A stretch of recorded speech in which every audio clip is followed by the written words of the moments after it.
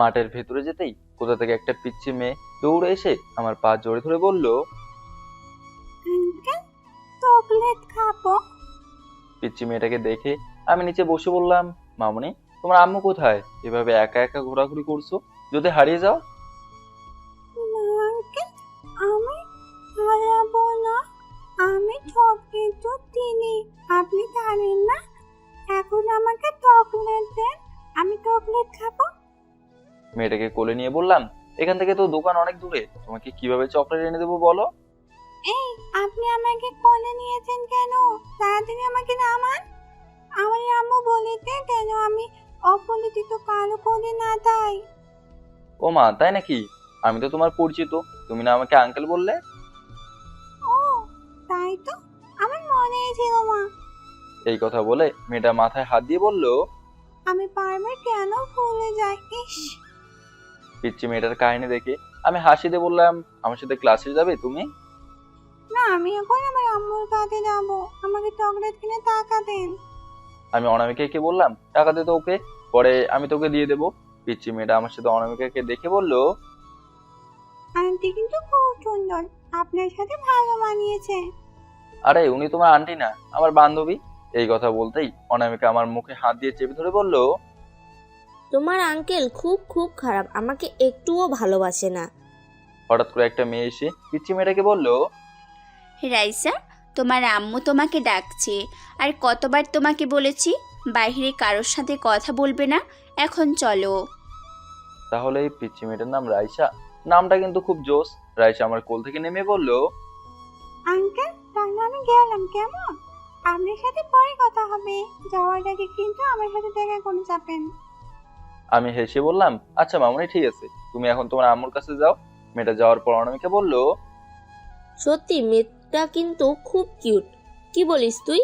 তবে আমাদের স্বামী স্ত্রী ভাবছে, আহা আমাদের যে কতটা ভালো লাগছে। আমাদেরও যদি এরকম একটা মেয়ে হতো তাহলে খুব ভালো হতো, কি বলিস? বসে বসে শুধু তুই স্বপ্ন দেখ, এটাই ভালো। এখন ক্লাসে কি যাবি না, এখানে দাঁড়িয়ে থাকবি? হ্যাঁ চল, আমার তো মনেই নেই, রাইসাকে দেখে সব কিছু ভুলে গেছি। অনামিকার সাথে সরাসরি ক্লাসে চলে গেলাম, গিয়ে একেবারে সবার পিছনে বসলাম। ক্লাসে আমার বয়সটা হালকা একটু বেশি বেশি লাগছিল, এজন্য মুখে মাস্ক লাগিয়েছিলাম। চুপচাপ বসে আছি, কখন ক্লাসের টিচার আসবে সেই অপেক্ষা করছি। তবে এতদিন পর আবার বইয়ের সাথে দেখা হলো।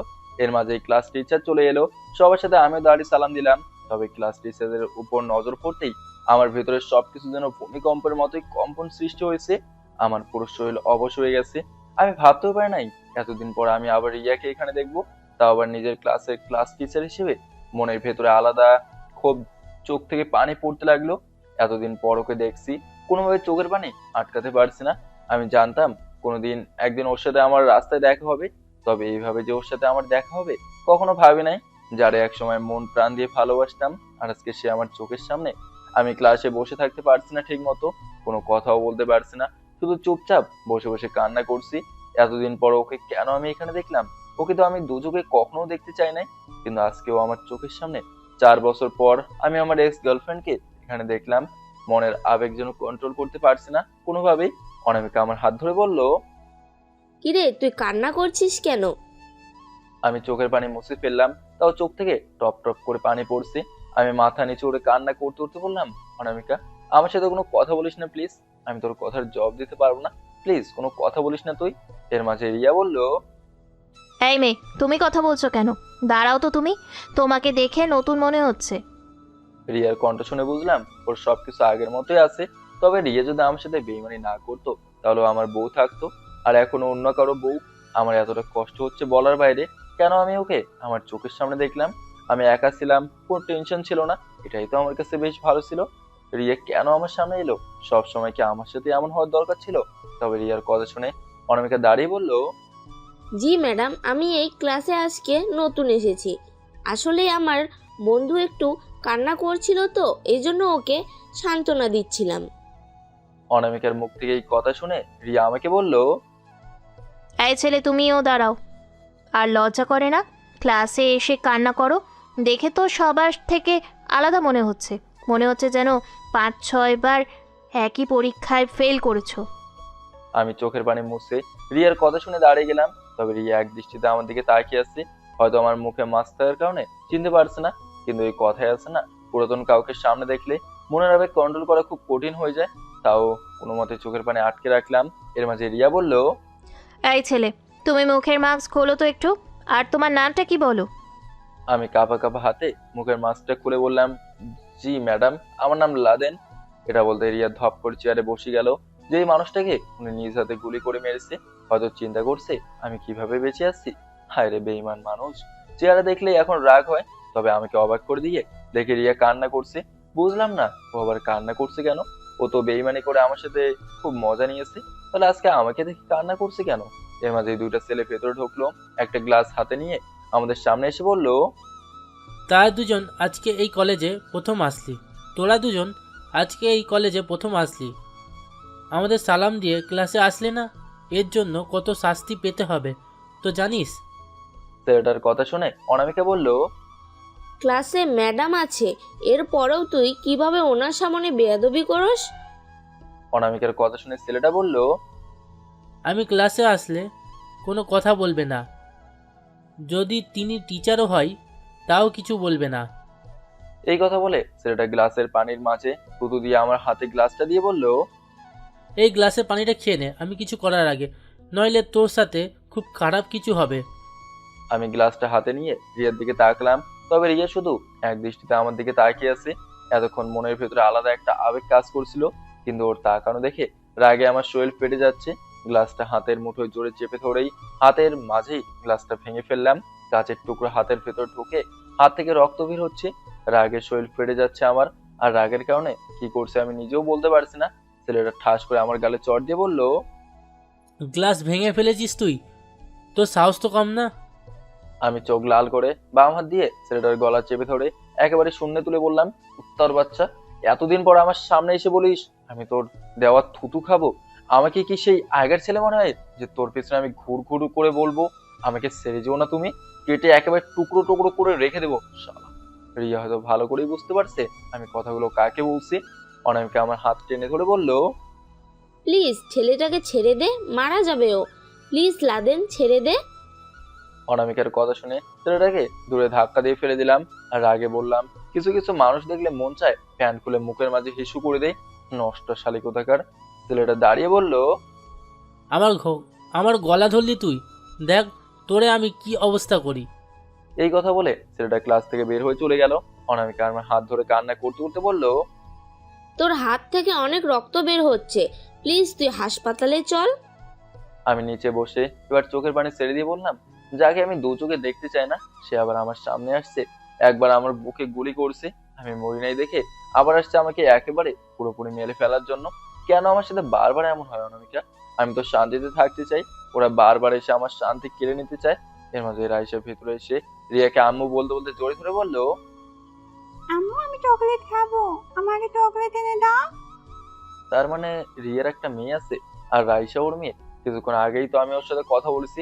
কষ্টের পরিমাণটা যেন বেড়ে যেতে লাগলো। মানুষ মানুষকে কত কষ্ট দিয়ে কিভাবে সুখে থাকতে পারে, এটাই আমি বুঝি না। অনামিকা দাঁড়িয়ে আমার হাত ধরে বলল, তাড়াতাড়ি হাসপাতালে চল, তোর হাতে থেকে প্রচুর রক্ত বের হচ্ছে। আমি হাসি দিয়ে বললাম, এসব রক্ত কিছু না। যদি রক্ত বের হতে হতে আমি এই ক্লাসের ভিতরে মারা যেতে পারতাম, তাহলে অনেকেই ছিল যারা আমার মৃত্যুর লাশ দেখে খুব খুশি হতো, আর ওরা এর জন্যই হয়তো অপেক্ষা করছে।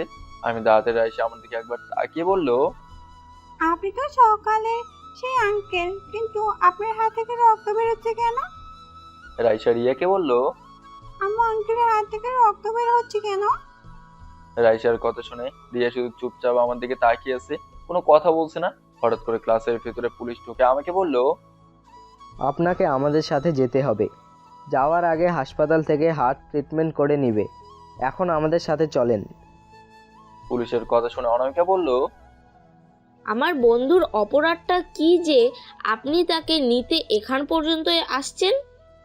অনামিকার কথা শুনে একজন পুলিশ কনস্টেবল বলল, প্রথমত হলো ও একটা ছেলেকে মারতে চেষ্টা করেছিল, আর দ্বিতীয়ত হলো ক্লাস টিচারের সাথে বেয়াদবি করেছে।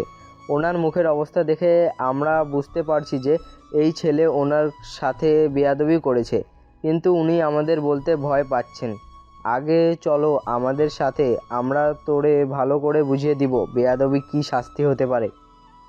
আমাকে ক্লাস থেকে টেনে বের করছে, আর রিয়া শুধু সেই আগের মতোই আমার দিকে চুপচাপ তাকিয়ে আছে। তবে রিয়ার একটা বাচ্চা আছে, সত্যি ও অনেক পরিবর্তন হয়ে গেছে, আগের থেকে অনেক অনেক পরিবর্তন হয়েছে। আমাকে হাসপাতাল নিয়ে হাতের ট্রিটমেন্ট করিয়ে থানায় নিয়ে যাওয়া হলো। থানার ভিতরে গিয়ে দেখি সেই ছেলেটা দাঁড়িয়ে আছে, যাকে একটু আগে আমি মারতে চেয়েছিলাম। আমাকে জেলের ভিতরে ঢুকিয়ে আমার হাত পা বেঁধে ফেলা হলো, আর আমাকে অবাক করে দিয়ে ছেলেটা একটা লাঠি নিয়ে এলো আমাকে মারতে। আমি এটুকু বুঝতে পেরেছি যে পুলিশের সাথে ছেলেটার কতটা ভালো সম্পর্ক আছে।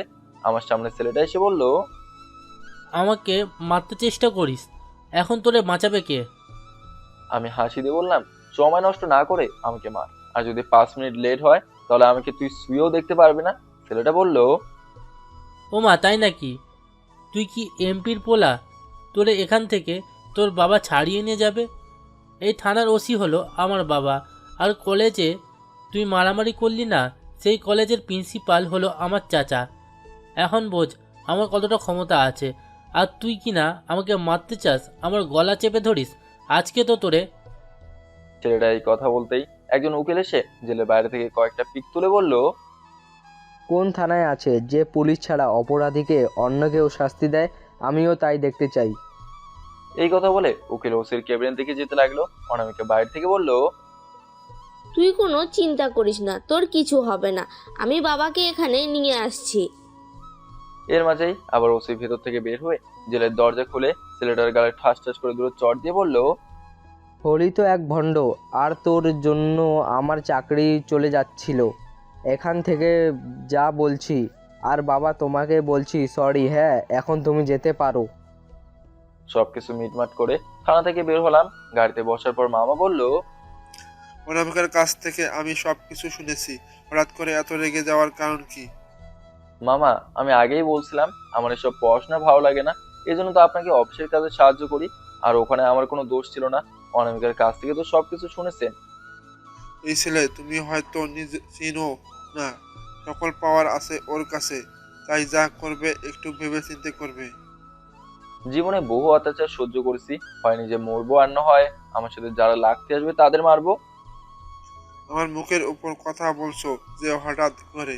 দেখো বাবা, আমি তোমার ভালোর জন্যই বলছি, আর তুমি। সরি মামা, আমার ভুল হয়ে গেছে। অনামিকা এবার ওর বাবাকে বলল, আরে বাবা, এত চিন্তা করতে হবে না, আমি আছি না ওর সাথে, কিছু হবে না। আর আজকে ও যা করেছে বেশ ভালো করেছে আমি মনে করি, এই নিয়ে তুমি আর কোনো কথা বলবে না।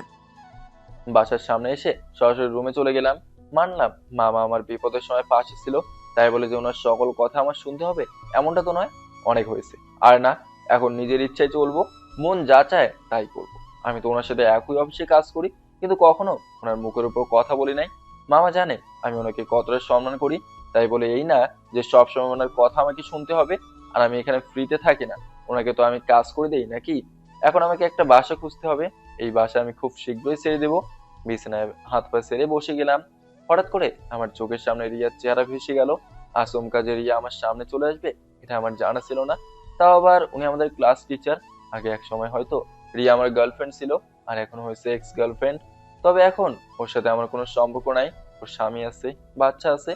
তবে রিয়ার জায়গায় যদি আমি অন্য কোনো মেয়ের সাথে প্রেম করে সব করতাম, তাহলে সারা জীবন সেই মেয়ে আমার পায়ের কাছে পড়ে থাকতো। সবাই তো আর ভালোবাসার মর্ম বোঝে না, ওই কথাই আছে না, মুখ দেখে কি আর মানুষ চেনা যায়। মানুষ বড় বহুরূপী, মুখ দেখে কি বলা যায়। দরজা ঠেলে অনেকটা ভিতরে ঢুকে বলল, কিরে, বসে বসে কি চিন্তা করিস, কাপড় চেঞ্জ কর। অনামিকাকে দেখে বললাম, ভালো লাগছে না রে। অনামিকা আমার সামনে এসে একটা চেয়ার টেনে আমার সামনে বসলো, আমার মাথার চুল ধরে বলল, এত লম্বা চুল কেন তোর? এই চুল কেটে ফেলবি, একটু বস তুই, আমি আসছি। এই কথা বলে অনামিকা ওয়াশরুমে চলে গেল। একটু পর বের হয়ে আসলো, তবে ওর ওড়না পানিতে ভিজিয়ে এনেছে মনে হচ্ছে। আবার আমার সামনে বসে অনামিকা বলল, কোনো কথা বলবি না, চুপচাপ বসে থাক। অনামিকা আমার হাত পা ওর ওড়না দিয়ে মুছে দিতে দিতে বলল, আমাকে তোর পছন্দ নয় তো ঠিক আছে, আমি কি কখনো তোরে জোর করে বলেছি আমাকে তুই পছন্দ কর, আমাকে তোর বিয়ে করতে হবে? এসব নিয়ে কখনো আমি তোরে জোর করব না। তুই যেমন অন্য কাউকে মন দিয়ে সব কিছু হারিয়ে এখন একা হয়ে গেছস আর বলবি যে জীবনে কাউকে বিয়ে করবি না, আমার অবস্থা ঠিক তেমন হয়েছে।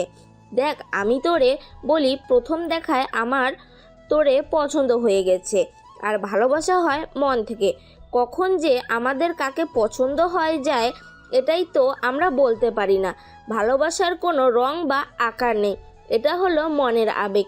তোর প্রতি যেমন আমার আলাদা একটা অনুভূতি আসে, সেটা আর কারো প্রতি আসে না, এটাই হয়তো ভালোবাসা।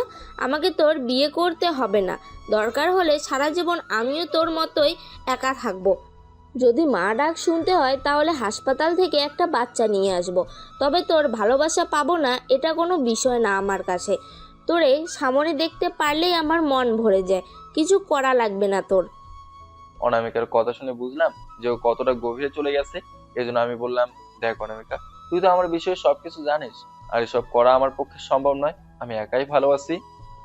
আমি তোরে কি কখনো এসব নিয়ে বিরক্ত করছি?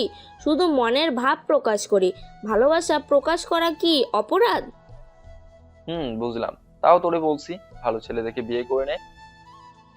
আমাকে তুই এই কথা বলিস, তাহলে তুই কেন একটা ভালো মেয়ে দেখে বিয়ে করতে পারিস না? আমাকে দিয়ে এসব কখনো হবে না। আমার মন থেকে ভালোবাসা একদম উঠে গেছে। আর এটা কোনো সিনেমা না যে ভালোবাসা বারবার আসবে। বাদ দে এসব, এখন এখন বল, তখন এভাবে কান্না করছিলি কেন? এসব নিয়ে তুই কোনো প্রশ্ন করবি না। আমি এই বিষয়ে কোনো কথা বলতে রাজি না তোরে। তোর এসব বলা লাগবে না আমাকে, আর আমি এসব জানতেও রাজি না। তবে আমার এক কথা, তুই আমার সামনে কান্না করতে পারবি না। আমি কি কখনো তোরে বলছি আমাকে তুই একটু ভালোবাসা দে, বা আমাকে তোর বিয়ে করতেই হবে? আমি তো তোরে এত প্যারা দেই না, তাহলে তোর কান্না করতে হবে কেন? আমার সামনে তুই কান্না করলে আমার কলিজা ফেটে যায়। তুই বুঝিস না কেন বল তো? আচ্ছা বাবা, আর কান্না করবো না। এ নিয়ে তুই আর মন খারাপ করিস না, ঠিক আছে? মনে থাকবে যেন আমার কথা। আচ্ছা অনামিকা, শোন, বল। একটা ভালো বাসা দেখিস তো। অনেক তো হয়েছে এখানে থাকা, আর কত বল। আমার কথা শুনে অনামিকা রাগ করে উঠে চলে গেল। কি জানি বাবা, ও আবার রাগ করে কেন উঠে চলে গেল, এটাই বুঝলাম না। তবে আমার এখন আর বসে থাকলে হবে না, আমাকে এখন আবার কাজে যেতে হবে। কাপড় চেঞ্জ করে রুম থেকে বের হয়ে অফিসের উদ্দেশ্যে রওনা দিলাম। অফিসের কাজ শেষ করতে করতে একদম রাত হয়ে গেল। বাসায় গিয়ে শুনি অনামিকা নাকি ঘুমিয়ে গেছে। ভাবছিলাম ওর সাথে একটু আড্ডা দিব, তার হলো না। তবে অনামিকার উপর আমার একটু মায়া কাজ করে না। আমিও কাউকে ভালোবাসি, এসব কথাই বলছিলাম। বিনিময়ে শুধু আঘাত পেয়েছি, আর কিছু না। এজন্য এখন আর আমার এসব ভালোবাসার উপর বিশ্বাস নেই। আমার জানা মতে ভালোবাসা বলতে কোনো শব্দ নেই, যা আছে সব বেইমানি আর মন নিয়ে খেলা। এজন্য আমি সবসময় বলি যে ভালোবাসা আজব জিনিস, মন নিয়ে খেলা।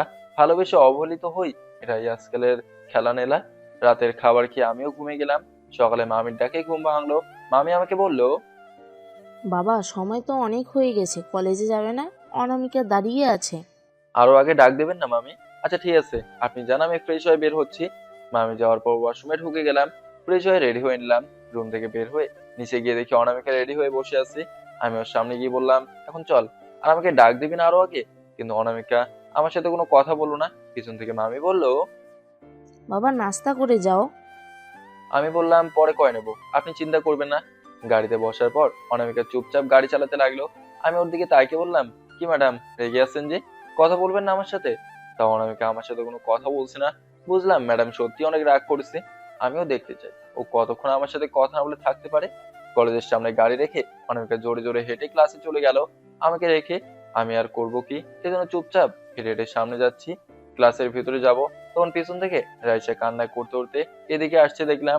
ওকে দেখে আমার একটু মায়া লাগলো, কিন্তু পরেই মনে পড়ে গেল ওর ইয়ার মেয়ে, ওর সাথে এত মায়া মায়া ভাব করলে চলবে না।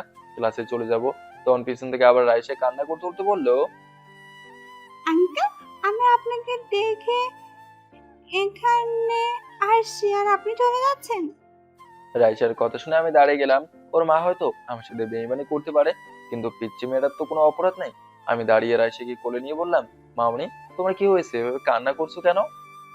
আম্মুকে বলছি চকলেট দেওয়ার জন্য, কিন্তু আম্মু আমাকে চকলেট দেয় না, বলে চকলেট খেলে নাকি দাঁতে পোকা হবে, আর তিনি আমাকে মেরেছেন। আমি আর ওনার কাছে যাবো না, আপনি আমাকে আপনার সাথে নিয়ে যাবেন। খুব রাগ করেছি আমি ওনার উপর। আচ্ছা আম্মু, আমি তোমাকে আমার সাথে নিয়ে যাব, কোনো চিন্তা করবে না। এখন চলো তোমাকে চকলেট কিনে দেই। সত্যি আপনি আমাকে চকলেট কিনে দিবেন? আপনি কিন্তু খুবই ভালো। মনে মনে বললাম, মেয়েটার মাঝে তো রিয়ার চেহারার কোনো মিল নাই। এর পরেও কিভাবে রাইসা রিয়ার মেয়ে হয় কি জানি বাবা, আমি কিছু বলতে পারি না। রাইসাকে নিয়ে মাঠের মাঝামাঝি যেতেই পেছন থেকে কে যেন চিৎকার দিয়ে বললো, তোরা কে কোথায় আছোস সবে দেখে যা, রিয়া ম্যাডামের বাচ্চা নিয়ে এই ছেলে পালিয়ে যাচ্ছে। এই কথাটা বলতেই কয়েকটা ছেলে এসে আমার কোল থেকে রাইসাকে কেড়ে নিয়ে আমাকে মারতে লাগলো। হঠাৎ করে রিয়া অফিস রুম থেকে দৌড়ে এসে সবাইকে থামিয়ে বলল, কি হয়েছে? সবার আগে রাইসা কান্না করতে করতে বলল, আম্মু আঙ্কেল আমাকে চকলেট কিনে দিবে বলে আমাকে নিয়ে যাচ্ছিল, আর ওনারা এসে আঙ্কেলকে মেরেছে। ওনারা খুব খারাপ আম্মু।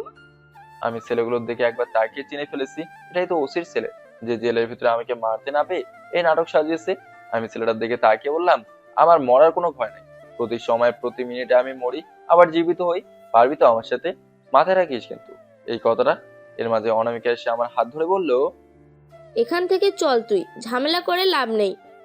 অনামিকা এটা বলতেই পিয়ন এসে বলল, এই ছেলে, তোমাকে প্রিন্সিপাল স্যার ডাকছে, তাড়াতাড়ি যাও। আমি তো বুঝে গেছি কেন আমাকে ডাকছে। অনামিকাকে বললাম, তুই ক্লাসে গিয়ে বস, আমি আসছি। অনামিকা আমার হাত ধরে ভয়ে ভয়ে বলল, প্লিজ কোনো ঝামেলা করিস না আবার। আচ্ছা ঠিক আছে, তুই যা। রিয়ার দিকে চোখ ঘুরিয়ে তাকিয়ে বললাম, যত সব নষ্ট মহিলা, দেখলেই দিনটা একদম মাটি হয়ে যায়। এই কথা বলে আমি প্রিন্সিপালের রুমের দিকে যেতে লাগলাম। আমার পেছনে পেছনে রিয়াও আসতে লাগলো। তবে রাইসা আমাকে পেছন থেকে ডাকছে, কিন্তু আমি চুপচাপ সামনে হেঁটে যাচ্ছি। প্রিন্সিপালের রুমে যেতেই দেখি সেই ছেলেটা দাঁড়িয়ে আছে। আমাকে দেখে প্রিন্সিপাল বলল, জানো তো সুমন আমার ভাতিজা হয়, ওর সাথে লাগতে আসলে এই কলেজে পড়াশোনা করতে পারবো না। পিছন থেকে রিয়া এসে বলল, কিন্তু স্যার ওর কোনো দোষ নাই, ও তো। রিয়া কিছু বলার আগে আমি সুমনের দিকে তাকিয়ে বললাম, সরি, মাফ করে দিয়েন, ভুল হয়ে গেছে, আর কখনো এসব হবে না। আর সরি স্যার, আমার ভুল হয়ে গেছে। প্রিন্সিপাল স্যার বলল, আচ্ছা ঠিক আছে, এখন তুমি যেতে পারো। রিয়া আমার দিকে অবাক হয়ে শুধু তাকিয়ে আছে, হয়তো চিন্তা করছে আমি ভুল না করে কিভাবে ওর কাছে মাপ চাইলাম। তবে এইসব করছি শুধু অনামিকার জন্য। প্রিন্সিপালের রুম থেকে বের হতেই পিছন থেকে রিয়া বলল, লাদেন, দাঁড়াও, তোমার সাথে আমার কথা আছে। আমি তাও হেঁটে চলে যাচ্ছি। তবে পিছন থেকে এবার রাইসা বলল, এই আঙ্কেল, আমার আম্মু আপনাকে ডাকলো না? কারণ বলছি, নইলে একদম মেরে ফেলবো। রাইসার কথা শুনে আমি দাঁড়িয়ে গেলাম আর মাথা নিচু করে বললাম, জি ম্যাডাম, বলেন কি বলবেন। আমার হাতে তেমন কোনো সময় নেই। 5 মিনিট একটু রুমে চলো, তোমার সাথে কথা আছে। রাইসা আম্মু, তুমি এখানে দাঁড়াও, কাউকে ভিতরে আসতে দিবে না, ঠিক আছে? এই কথা বলে রিয়া টান দিয়ে আমাকে ভেতরে নিয়ে গেল। ভেতরে যাওয়ার পর রিয়া বলল, তুমি বেঁচে আছো, তোমাকে দেখে যে আমার কতটা ভালো লাগছে বলার বাহিরে। এতদিন পর মনের ভিতরে আলাদা একটা ভালো লাগা কাজ করছে। আমি তো ভাবছিলাম। আমি চোখ লাল করে রিয়াকে দেওয়ালের সাথে চেপে গলা ধরে বললাম, ওই কুত্তার বাচ্চা, আমার নাম তুই মুখে নিবি না। মন চাইছে কি জানিস, প্যান্টটা খুলে তোর মুখে হিসু করে দেই। তোর দেখলে আমার ঘৃণা লাগে, থুতু দেই আমি তোর মুখে। এখানে তুই আমার ক্লাস টিচার, এই জন্য হয়তো ক্লাসে তোর সম্মান করি, নইলে। রিয়াকে ছেড়ে শরীরের যতটা শক্তি ছিল সবটা দিয়ে ঠাস করে একটা থাপ্পড় দিলাম আর বললাম, স্বামী সন্তান নিয়ে সুখে থাক, আর আমার সাথে যে বেইমানি করছে সেই জন্য সুখে না থাকতে পারে। তোরে আমি দু চোখও দেখতে পারি না, আমাকে আর কখনো বিরক্ত করবি না। এই কথা বলে আমি ফিরে চলে যাচ্ছি। তখন রিয়া আমার হাতটা ধরে কান্না করতে করতে বলল, আমাকে যত ইচ্ছে মারো, তাও আমি কিচ্ছু বলবো না, কিন্তু আমার কথাটা তো শোনো, তুমি একবার প্লিজ। আমি আবার রিয়ার গলা জোরে চেপে ধরে বললাম, আমি তোরে বলছি না আমার সাথে কথা বলার চেষ্টা করবি না। যদি কথা বলার চেষ্টা করিস তাহলে তোরে একদম মেরে ফেলবো আমি। তোর মতো তুই থাক, তবে আমাকে একটু শান্তিতে থাকতে দে, এটাই তোর কাছে আমার অনুরোধ। এই কথা বলে আমি রুম থেকে বের হয়ে গেলাম। রিয়া দাঁড়িয়ে দাঁড়িয়ে কান্না করছে, ওর কান্না দেখার সময় আছে নাকি আমার। রুম থেকে বের হতে রাইসা বলল, আম্মু তোমাকে বলেছে আমাকে যেন তুমি আর চকলেট না দাও, তাই তো? আঙ্কেল, তুমি জানো আমি চকলেট কতটা পছন্দ করি। আমি হাঁটু ভাঁজ করে নিচে বসে বললাম, তোমার যখন চকলেট লাগবে আম্মু আমাকে শুধু বলবে, আমি এনে দেবো। অপরাধ করেছে তোমার আম্মু, তোমাকে কেন আমি শাস্তি দেবো বলো? রাইসের কপালে একটা চুমু দিলাম, তাহলে আসি আম্মু। রাইসা উপরে তাকে বলল, দেখছো আম্মু, আঙ্কেল কতটা ভালো, আমাকে কতটা আদর করে, যখন যা বলি তাই এনে দেয়। আমি দাঁড়িয়ে দেখি রিয়া শরীরের কাপড় ঠিক করে চোখে চশমা পরে বের হয়েছে, আর ওর গাল লাল হয়ে আছে। বুঝলাম চটটা একটু জোরে দিয়েছি। আমি রায়সাকে বললাম, আম্মু তাহলে আমি গেলাম কেমন? আর কিছু কিছু মানুষ দেখলে শরীর চলে যায়। মানুষ বেইমানি করে ঠিক আছে, তবে জ্যান্ত একটা মানুষকে মেরে ফেলতে পারে? সি সি, লজ্জা থাকা দরকার। আর আমি নাকি তখন গরিব ছিলাম, তোমার আম্মুর মতো 5টা বাসা এই শহরে দাঁড়িয়ে কিনে ফেলার মতো ক্ষমতা আছে আমার এখন। তবে আমার মনে কোনো অহংকার নেই। অহংকার থাকলে সব ময়লা আবর্জনার কাছে দাঁড়িয়ে থাকতাম না। যত সব ফালতু বেইমান মহিলা। এই কথা বলে আমি সরাসরি ক্লাসে চলে গেলাম। ক্লাসে গিয়ে অনামিকার পাশে বসতে অনামিকা বলল, স্যার কি বলছে তোরে? কি আর বলবে, যা বলার বলছে। তবে তোর জন্য শুধু কিছু বলে নাই, নইলে। অনামিকা আমার হাত ধরে বলল, তুই যদি কলেজ ছেড়ে চলে যাস তাহলে আমিও চলে যাব। আমার কথা চিন্তা করে হলেও তুই কোনো ঝামেলা করতে পারবি না। হয়েছে, তোর আর কিছু বলতে হবে না। এর মাঝে রিয়া ক্লাসে চলে আসলো। রিয়া এসেই একবার আমার দিকে নজর দিল। তবে ক্লাসের ভেতরে রিয়াকে একটা মেয়ে দাঁড়িয়ে বলল, ম্যাডাম, আপনার গাল লাল হয়ে আছে কেন? কি হয়েছে আপনার গালে? মেয়েটার কথা শুনে রিয়া আমার দিকে তাকালো। তবে আমার দিকে তাকিয়ে শুধু একটা হাসি দিল আর বলল, যে এই পাপ করেছি এর কিছুটা শাস্তি পাচ্ছি। জানি না এর পরেও মাপ পাবো কিনা, তবে আমি যতটা সম্ভব চেষ্টা করব। এর ভিতরে রাইসা ক্লাসে ঢুকে বলল, আম্মু আমার এখানে থাকতে আর ভালো লাগছে না, চলো বাসায় যাব। রাইসার কথা শুনে রিয়া বলল, আচ্ছা আম্মু, ঠিক আছে, আর অল্প কিছুক্ষণ, এরপরে তো আমরা চলেই যাব। তা ম্যাডাম, আমি কি ভিতরে আসবো? রিয়া সুমনকে বাইরে দেখে একটু ঘাবড়ে গেল, কিন্তু রিয়া ওর মতো শক্ত মনে বলল, ভেতরে আসো। সুমন ভেতরে এসে আমার সামনে বসলো আর আমাকে বলল, তোর নামে একটা অভিযোগ এসেছে। শুনছি তুই নাকি ম্যাডামকে ক্লাসে সালাম দিস না। ম্যাডাম, আপনি কি এর বিচার করবেন নাকি আমি এর বিচার করব? রিয়া সুমনের কথা শুনে বলল, বেশি কথা বললে ক্লাস থেকে চুপচাপ বের হয়ে চলে যাও। এখানে নিজের যোগ্যতায় চাকরি নিয়েছি, তোমার চাচার কথা শুনে চলে যাব এটা তো হতে পারে না। রিয়ার কথা শুনে সুমন চুপ হয়ে গেল। ওর হাতে একটা পানির বোতল ছিল, সবটা পানি আমার উপর ঢেলে দিয়ে বলল, ম্যাডাম তো তোরে আর শাস্তি দিবে না, এজন্য আমি তোরে শাস্তি দিলাম। সুমনের ব্যবহার দেখে রাগে আমার শরীর ফেটে যাচ্ছে। অনামিকা আমার হাত ধরে বলল, প্লিজ তুই কোনো ঝামেলা করিস না, আমি তোর কাছে হাত জোর করে বলছি। মন চায় কিছু একটা করি, তবে অনামিকার জন্য কিছু করতে পারে না। সুমন আমাকে আবার বলল, যা কলেজ থেকে আমার জন্য 1 প্যাকেট সিগারেট নিয়ে আয়। সুমনের কথা শুনে আমার পুরাতন স্মৃতি মনে হয়ে গেল।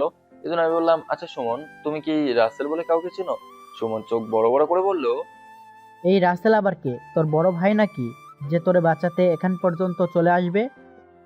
আমি এবার রিয়ার দিকে তাকিয়ে বললাম, এই রাসেল হলো সেই ছেলে যে আমার জীবন থেকে হাসি খুশি কেড়ে নিয়েছে। ওর জন্য সবকিছু আমি হারিয়ে ফেলেছি। আমার পুরো সাজানো গোছানো জীবনটা ও ধ্বংস করে দিয়েছে। তবে আমি এতটা আফসোস করি না। যদি আমাকে আঘাত দিয়ে মানুষ সুখে থাকে তাহলে থাক, আমি তার সুখ নষ্ট করতে যাব না। আমি তোরে এসব বলতে বলছি? আমি তোরে বললাম আমার জন্য সিগারেট নিয়ে আয়, আর তুই? যে সুমন আমাকে চড় দেবে তখন আমি ওর হাত ধরে বললাম, আমাকে রাগাবি না, এর ফল কিন্তু খুব খারাপ হবে। তুই আমাকে এখন সবার সামনে মারবি, আর আমি তোর রাতের আধারে তোর বাসা থেকে তোরে তুলে নিয়ে এসে মারবো। তুই কিছু করতেও পারবে না। এজন্য বলছি আমাকে ভালো থাকতে দে। ও তাই নাকি? আমাকে কি তুই হুমকি দিস? সেদিন গলায় ধরেছিলাম মনে আছে তো, নাকি আবার তেমন কিছু করতে হবে? রিয়া আমাদের ঝগড়া দেখে জোরে চিৎকার দিয়ে বলল, এই ছেলে, তোমরা দুজন দাঁড়াও, আর ঝগড়া করতে হলে ক্লাসের বাইরে গিয়ে করো, যাও। কাউকে ক্লাস থেকে বের হতে হবে না, এখন আমি কিছু বলবো, সবাই মনোযোগ সহকারে শুনবে। এই কথা বলে প্রিন্সিপাল স্যার ভেতরে ঢুকলো। ওনাকে দেখে সবাই একদম নিস্তব্ধ হয়ে গেল।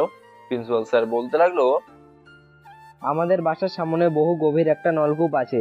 এটা অনেক আগের তৈরি করা। আগে ওখানে পানি আসতো, এখন এটা এভাবেই পড়ে রয়েছে। তবে আমি তোমাদের যেটা বলতে এখানে আসছি সেটা হলো, আমার স্ত্রী মারা গেছে 1 বছর হলো। তোমাদের ম্যাডামের দেওয়া একটা রিং ছিল আমার কাছে। এটা তেমন দামি না হলেও আমার কাছে খুব দামি। তবে এই রিংটা নলকূপে পড়ে গেছে। যদিও অনেক চেষ্টা করেছি কাউকে দিয়ে ওটা আনিয়ে নিব, কিন্তু ওখানে যেতে সবাই ভয় পায়। সবাই বলে এত গভীরে যাব, যদি নিচে কিছু থাকে, এজন্য সবাই ভয় পায়। অন্যভাবে আমি চেষ্টা করতে পারতাম, কিন্তু আমি চাই না জায়গাটার কোনো ক্ষতি হোক। টাকা পয়সার অভাব নাই আমার কাছে, যদি আমাকে কেউ ওই কাজ করে দিতে পারো তাহলে আমার খুব উপকার হবে। আর একটা কথা, ওখানে গিয়ে যদি তোমার কিছু হয়ে যায় তাহলে আমি দায়ী না, কারণ আমি তোমাকে টাকা দিব। তুমি তোমার নিজ ইচ্ছায় যাবে। কেউ রাজি থাকলে বলতে পারো, যদি টাকার প্রয়োজন হয় তো। ঠিক আছে, সবাই মনোযোগ দিয়ে ক্লাস করো, আমি এখন গেলাম। আমি কোনো কিছু চিন্তা ভাবনা না করে দাঁড়িয়ে বললাম, স্যার টাকার পরিমাণটা আমাকে একটু বাড়িয়ে দেবেন, আমি নিচে নামবো। তবে আমার মৃত্যু হলেও আপনার কিচ্ছু হবে না, আমি লিখিত দিয়ে যাব আপনাকে। জীবনে সবকিছু হারিয়েছি স্যার, বাঁচার মতো আমার কাছে কিছু নাই, এটাই আমার জন্য বেস্ট হবে। অনেকে আমার হাত টেনে ধরে বলল, তোর কি মাথা খারাপ হয়ে গেছে? এসব তুই কি বলিস? আমি অনামিকার দিকে তাকিয়ে বললাম, অনেকেই চায় আমার মৃত্যু হয়ে যাক, আমাকে ওরা দু চোখে দেখতে চায় না, এটাই আমার জন্য ভালো হবে। প্রিন্সিপাল স্যার আমার দিকে তাকিয়ে বলল, তোমার বয়সটা আমরাও পার করে আসছি, এজন্য আমি কিছুটা হলেও বুঝি। ক্লাস শেষে আমার সাথে তুমি দেখা করো, আমি সব কিছু বলে দিব। আর টাকা আমি আগেই তোমাকে দিয়ে দিব, চিন্তা করতে হবে না। এই কথা বলে প্রিন্সিপাল স্যার চলে গেল। প্রিন্সিপাল স্যার ক্লাস থেকে চলে যেতেই রিয়া আবার চুপচাপ চেয়ারে বসলো। তবে স্পষ্ট আমি ওর চোখের কোণে পানি দেখতে পাচ্ছি। আমি নিচে বসার পর সুমন বলল, তোর সাহস আছে খুব, বলতে হবে। তবে আবার খুব শীঘ্রই তোর সাথে দেখা হবে। সুমন চলে যাওয়ার পর অনামিকা মাথা নিচু করে চুপচাপ বসে আছে। আমাকে অবাক করে দিয়ে অনামিকা কান্না করতে করতে ক্লাস থেকে বের হয়ে চলে গেল। আমি চুপচাপ বসে আছি আর চিন্তা করছি, যার জীবনে মা নেই, ভালোবাসার মানুষ নেই, তার এই পৃথিবীতে বেঁচে থাকার মতো কোনো ইচ্ছে নেই। আগে এক সময় আমার ভালো লাগতো, নিজেকে কাজের মাঝে বিজি রাখতাম, এটাই ভালো ছিল। কিন্তু অনামিকা আবার আমাকে কলেজে নিয়ে আসলো, ভাবি নাই কলেজে এসে আবার পুরাতন সবকিছু ফিরে পাবো। দেখতে দেখতে ঘন্টা পড়ে গেল, সবাই ক্লাস থেকে বের হয়ে গেল। রিয়া এখনো মাথা নিচু করে চুপচাপ বসে আছে। আমি এবার উঠে ক্লাস থেকে বের হয়ে চলে যাব। তখন রিয়া বলল, কখনো যদি আমাকে একটুও ভালোবেসে থাকো তাহলে আমার একটা কথা রাখিও। আমি শুধু তোমার সাথে 5 মিনিট কথা বলতে চাই, বেশি কিছু বলবো না আমি। ভালোবাসার কথা আপনার মুখে মানে না, আপনি তো শুধু ভালোবাসা নিয়ে খেলা করতে পারেন। বাজারের নষ্ট মেয়েদের থেকেও আমি আপনাকে তার চেয়ে বেশি ঘৃণা করি, আপনার চেহারা দেখতে ইচ্ছে হয় না। বাজারের মেয়ের সাথে আমাকে তুমি তুলনা করতে পারলে? তুই ম্যাডামের চেয়ারে বসে আসোস, নইলে তোর গালে এমন ধরে আমাকে মারতে পারবি তুই? আমি তোর সাবধান করে দিচ্ছি, আমাকে আর কখনো নাম ধরে ডাকবি না। আর তুই বলার অধিকারও তোর নাই, আমার সামনে কখনো আসবি না। রিয়া এবার দাঁড়িয়ে আমার চোখের দিকে তাকিয়ে বলল, বলো একবার, আমাকে তুমি ভালোবাসো না? ভুল করেছি আমি, তুমি তো আর কোনো ভুল করো নাই। আমি তোমার পা ধরে অনুরোধ করে বলছি, প্লিজ নিজের মৃত্যু নিজে ডেকে এনো না। আমি বেঁচে থাকতে তোমাকে আমার সম্পর্কে কোনো কিছু বলার অধিকার তোর নাই। তোরে মন চাইছে অশ্লীল ভাষায় গালি দিতে, বাজারে কেনা মেয়েদেরও আমি একটু সম্মান করি, কিন্তু তোরে দেখলে মন চায়। রিয়া চেয়ারে বসে কান্নায় করতে করতে বলল, হ্যাঁ মানলাম আমি অপরাধ করেছি, আমি তোমাকে বাঁচানোর জন্য এসব করেছি। ভাবি নাই এত কিছু হয়ে যাবে। আজও আমি এই সব কষ্ট ভুলতে পারি না, এই জন্য আমি এখনো বিয়ে করি নাই। নিজের চোখের সামনে ভালোবাসার মানুষকে মরতে দেখছি। সত্যি আমি বাজারের মেয়েদের থেকেও আরো নষ্ট। আঙ্কেল, আমার আম্মু কান্না করছে কেন? তুমি কি আম্মুকে কিছু বলেছো? রাইসাকে দেখে রিয়া চোখের পানি মুছে ফেললো। আমি রাইসাকে কোলে নিয়ে বললাম, আম্মু এখন তুমি বাসে যাবে না? আমি যাবো তো, তবে আম্মু না গেলে আমি কিভাবে যাবো? আঙ্কেল, আপনি আমাকে বাসায় নিয়ে আসবেন? আমি হাসি দিয়ে বললাম, তোমাদের বাসায় গেলে অনেকেই দেখে আমার পুরাতন অনেক কিছুই মনে পড়ে যাবে, এজন্য যাবো না আম্মু, তুমি এখন যাও, ঠিক আছে?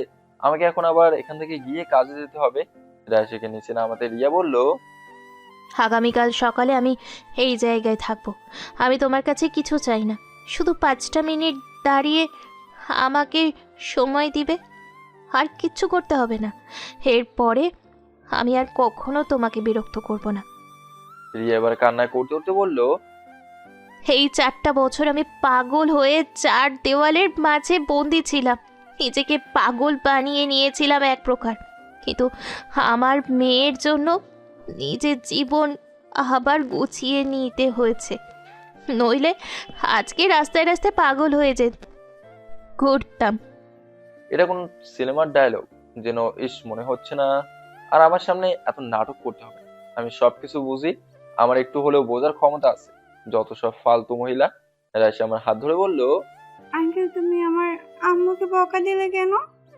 কই বকা দিলাম আম্মু, এ নাও টাকা, চকলেট কিনে খাবে, ঠিক আছে? আমাকে তুমি পাশে দিয়ে আসো না আঙ্কেল?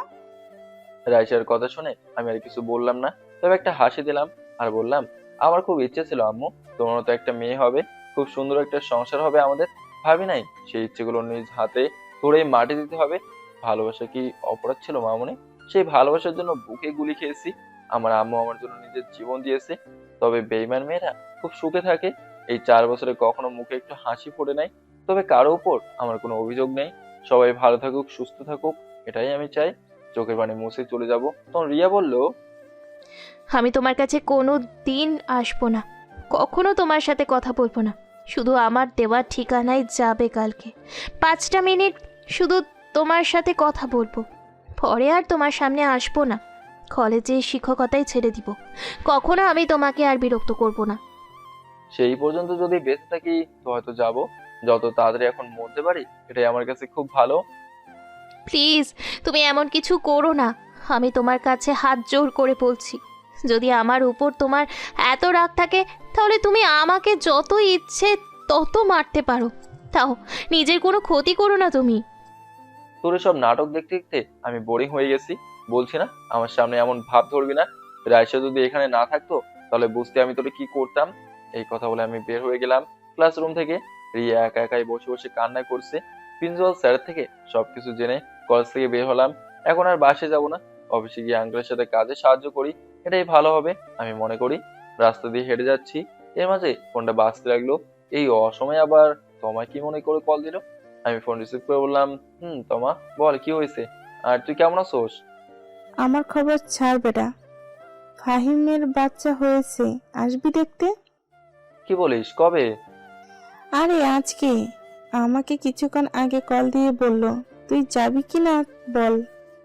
ওদের কাছে আমি মৃত, গিয়ে কি করব? দেব একটা মাথায়, কালকে বিকালে আমরা যাব বলছি। আচ্ছা দেখি, আমি চেষ্টা করব। যা, তোর যেতে হবে না, তোর বেস্ট ফ্রেন্ড আবার তুই যাবি না? আচ্ছা ঠিক আছে যাব। তবে তোমায় একটা কথা বলার ছিল। বল, আমি শুনছি। রিয়ার সাথে আবার দেখা হয়েছে, ওর একটা বাচ্চা আছে। কি বলিস? কিভাবে আর কোথায়? ও আমার ক্লাস টিচার, ভাবিনি এইভাবে দেখা হবে। কি বলিস এইসব উল্টাপাল্টা? তুই কি আবার কলেজ ভর্তি হলি নাকি? আমি ভর্তি হতে চাই নাই, তবে মামা তো বোন জোর করে ভর্তি করে দিল। সত্যি রিয়া, কি তোর ক্লাস টিচার?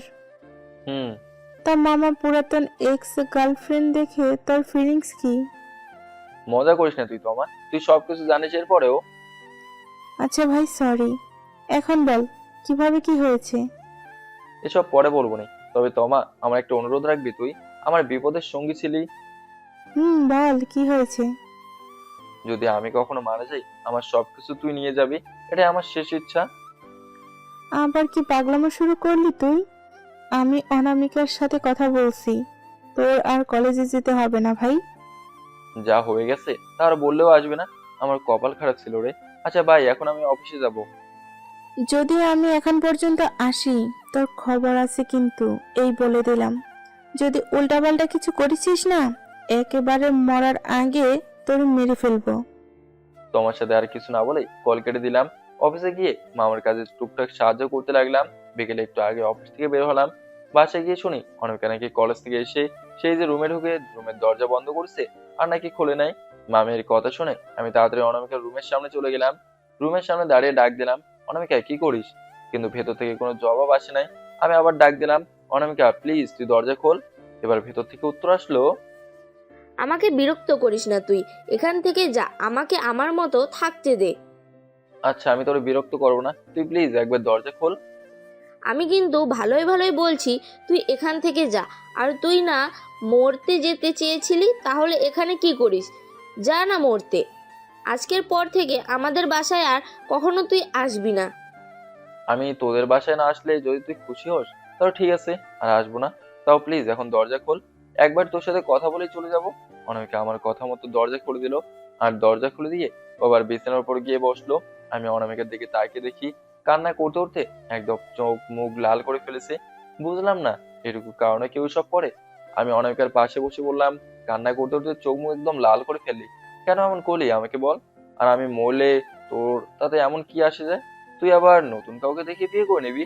আমি তো তোরে আগেই বলেছি আমি সবকিছু হারিয়ে একা হয়ে গেছি, আমার দ্বারা এখন এসব কখনোই সম্ভব না। অনামিকা এবার আমার দিকে তাকিয়ে বলল, ভালোবাসার মানুষকে চোখের সামনে দেখলে মনের একটা তৃপ্তি মিটে। তুই সামনে থাকলে আমার তোরে দেখে ভালো লাগে। আমি কখনো তোর সামনে দাঁড়িয়ে বলবো না আমাকে তুই বিয়ে কর, তোর আমাকে বিয়ে করতেই হবে, কিন্তু আমার চোখের সামনে থেকে তুই দূরে কোথাও যেতে পারবি না। তোরে এক নজর না দেখলে আমার কেমন কেমন যেন করে। ভালোবাসার মতো ভালোবাসলে তোরে কি গো ভুলা যায়? এখন বল আমি তোরে কিভাবে ভুলবো? আমার চোখের সামনে তুই মারা যাবি, এটা কি আমি হতে দিতে পারি? তোরে আমি একটা কথা বলবো, আমার কথা রাখবি? খুব মায়াবী দৃষ্টিতে তাকিয়ে অনামিকা আমাকে এই কথা বললো। আমি বললাম, আচ্ছা ঠিক আছে, এখন তুই কান্না বন্ধ কর, আর কি বলতে চাস বলে ফেল। তুই তো তোর জীবনে শেষ করে দিতে চাস। মনে কর আজকে থেকে তুই মৃত, তোর জীবনটা আমাকে সঁপে দিয়ে দে। তোর বাসা থেকে বের হতে হবে না, সারাদিন বসে বসে খাবি তুই, যা করার আমি করব। আমার কথা যদি বিশ্বাস না হয় তাহলে আমি তোরে এই নিয়ে লিখিত দিব। আমি তোর মুখের উপর একটাও কথা বলবো না, তুই যা বলবি আমি তাই করব। প্লিজ তোর জীবনটা আমাকে দিয়ে দে, আমি তোর কাছে হাত জোর করে ভিক্ষা চাইছি। আর কিভাবে বলবো আমি বল? তোরে দেওয়ার মতো কিছু নেই আমার কাছে, সব কিছু তোরে উজাড় করে দিয়েছি। অনামিকা অনুনয় বিনয় করে কান্না করছে আর এসব বলছে। ওর কথা শুনে জবাব দেওয়ার মতো আমার কাছে কোনো ভাষা নেই। এটা সত্যি যে অনামিকা আজকে যে কথাগুলো বললো সবকিছু আমার বুকের ভেতরে লাগলো। এক হাতে টান দিয়ে অনামিকাকে জোর ধরে বললাম, আমি এখন কি করব? আমার কাছে যে কোনো রাস্তা নেই, তুই আমার কথা বলিস না প্লিজ। তোর সব কথা শুনলে আমার খুব মায়া লাগে, আমাকে একটু চিন্তা করতে দে প্লিজ, তাও তুই কান্না করিস না। অনামিকা কান্না করতে করতে আমাকে শক্ত করে জোর ধরে বললো, ঠিক এভাবে আমি তোরে জড়িয়ে ধরতে চাই, তোর বুকে মাথা দিয়ে এভাবেই ঘুমোতে চাই। আমি জানি না এখন আমার কি করা উচিত, তবে আজকে মনের কথাগুলো খুলে বললাম। জানিস কতটা শান্তি লাগছে আমার? আজকে মনে হচ্ছে যেন আমি তোরে জড়িয়ে ধরে সব কিছু পেয়ে গেছি। আমাকে একবার সুযোগ দে, আমি কখনো তোর সাথে বেইমানি করব না, প্লিজ একবার সুযোগ দে। হঠাৎ করে পিছন থেকে মামি বলল, তোদের রাগ শেষ হলে খেতে পারিস। লাদেন, এই যে খাবারগুলো রেখে গেলাম, দুজন মিলে খেয়ে নিস। আর বাবা, তুমি আমার সন্তানদের মতো, তোমার সাথে তো আমি আর মিথ্যা কথা বলতে চাই না। আমার মেয়েটা জীবনে কারোর সাথে প্রেম করে নেই, জানি না ও তোমার মাঝে কি এমন পেয়েছে যে শুধু তোমার কথাই বলে। খুব আদরের মেয়েও, ওর কষ্ট মা হিসেবে দেখলে খুব খারাপ লাগে। যদি এমন হতো আমাদের সব কিছুর বিনিময়ে ওকে তুমি বিয়ে করতে, তাহলে আমরা সব কিছু তোমার নামে লিখে দিতেও কোনো দ্বিধা করতাম না। তুমি আমাদের বাসায় অনেক দিন ছিলে, এর জন্য তোমাকে আমার খুব ভালো করেই চিনি। আচ্ছা এসব এখন ছাড়ো, খেয়ে নাও আগে। এই কথা বলে মামি চলে গেল। অনামিকা আমাকে ছেড়ে বলল, খুব বিরক্ত করলাম না তোরে? তোর এসব এখন বাদ দে তো। আমি কলেজ থেকে বের হয়ে এসে সরাসরি অফিসে চলে গেছিলাম, এখনো কিছু খাওয়া হয় নাই, তুই খাবি নাকি? খাবো যদি আমাকে তুই খাইয়ে দিস। এত বড় মেয়েকে আবার খাইয়ে দিতে হবে, এটা কোনো কথা? যা, তোর কিছু করতে হবে না, আমি খাবো না। আচ্ছা ম্যাডাম, আপনার কোনো রাগ করতে হবে না, আমি খাইয়ে দিচ্ছি। আমি নিজে খাচ্ছি আর অনামিকাকে খাইয়ে দিচ্ছি। তবে ও এখন বেশ খুশিতে আছে। সত্যি আমি একটা কথা বুঝলাম না, অনামিকা আমার মাঝে কেমন পেয়েছে যে আমাকেই ও চায়। অনামিকা খাইয়ে আমি আমার রুমে চলে গেলাম। রুমে বসে বসে চিন্তা করছি আমি এখন কি করব। সরাসরি তো অনামিকাকে না করা যাবে না।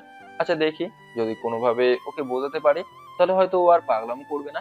এসব চিন্তা করে বাদ দিয়ে ফোনে গেম খেলতে লাগলাম। গেম খেলতে খেলতে এক সময় ফোন রেখে ঘুমিয়ে গেলাম। সকালে আবার কারোর নরম হাতের ছোঁয়ায় আমার ঘুম ভাঙলো। ঘুম ঘুম চোখে তাকিয়ে দেখি অনামিকা আমার পাশে বসে আমার দিকে তাকিয়ে আছে। আমি বিছানায় বসে বললাম, এত সকালে ডাক না দিলে হয় না? তোর জন্য এত সকাল না, কয়টা বাজে দেখলি? অনামিকা শোন, আজকে আমি কলেজে যেতে পারবো না, আমাকে এক জায়গায় যেতে হবে, তুই প্লিজ চলে যা। কেন, বাবার সাথে অফিসে যাবি নাকি? না রে, তবে আজকে কোনো এক জায়গায় যাব, পুরাতন কারোর সাথে দেখা করতে হবে।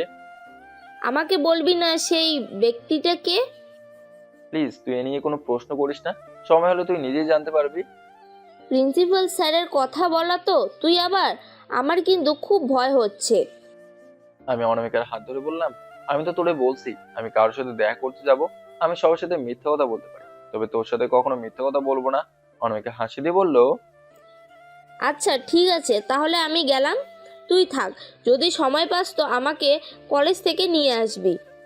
আচ্ছা ঠিক আছে, তুই যা। খুব মিস করবো তোরে, চল না আমার সাথে। অনামিকা এবারে কিন্তু বেশি হচ্ছে। তোরে রাগাতে আমার বেশ ভালো লাগে, এজন্য এমন করি, বুঝিস না কেন তুই? আচ্ছা আমি তাহলে গেলাম। অনামিকা চলে যাওয়ার পর আমি আবার বিছানায় শুয়ে গেলাম। একটু বেলা করেই বিছানা থেকে উঠলাম। এখন আমি রিয়ার সাথে দেখা করতে যাব। ও খুব বিশ্বাস করে বলছে যেন আমি ওর সাথে দেখা করি। পুরাতন ভালোবাসা তো, এই জন্য হয়তো একটু মায়া লেগেছে। আর রিয়া বলছে এটাই নাকি ওর সাথে আমার শেষ কথা, এরপরে আমাকে আরো বিরক্ত করবে না। রেডি হয়ে বাসা থেকে বের হলাম। রিয়ার দেওয়া ঠিকানায় গিয়ে দেখি রিয়া একটা শাড়ি পরে আগে থেকে বেঞ্চের উপর বসে আছে।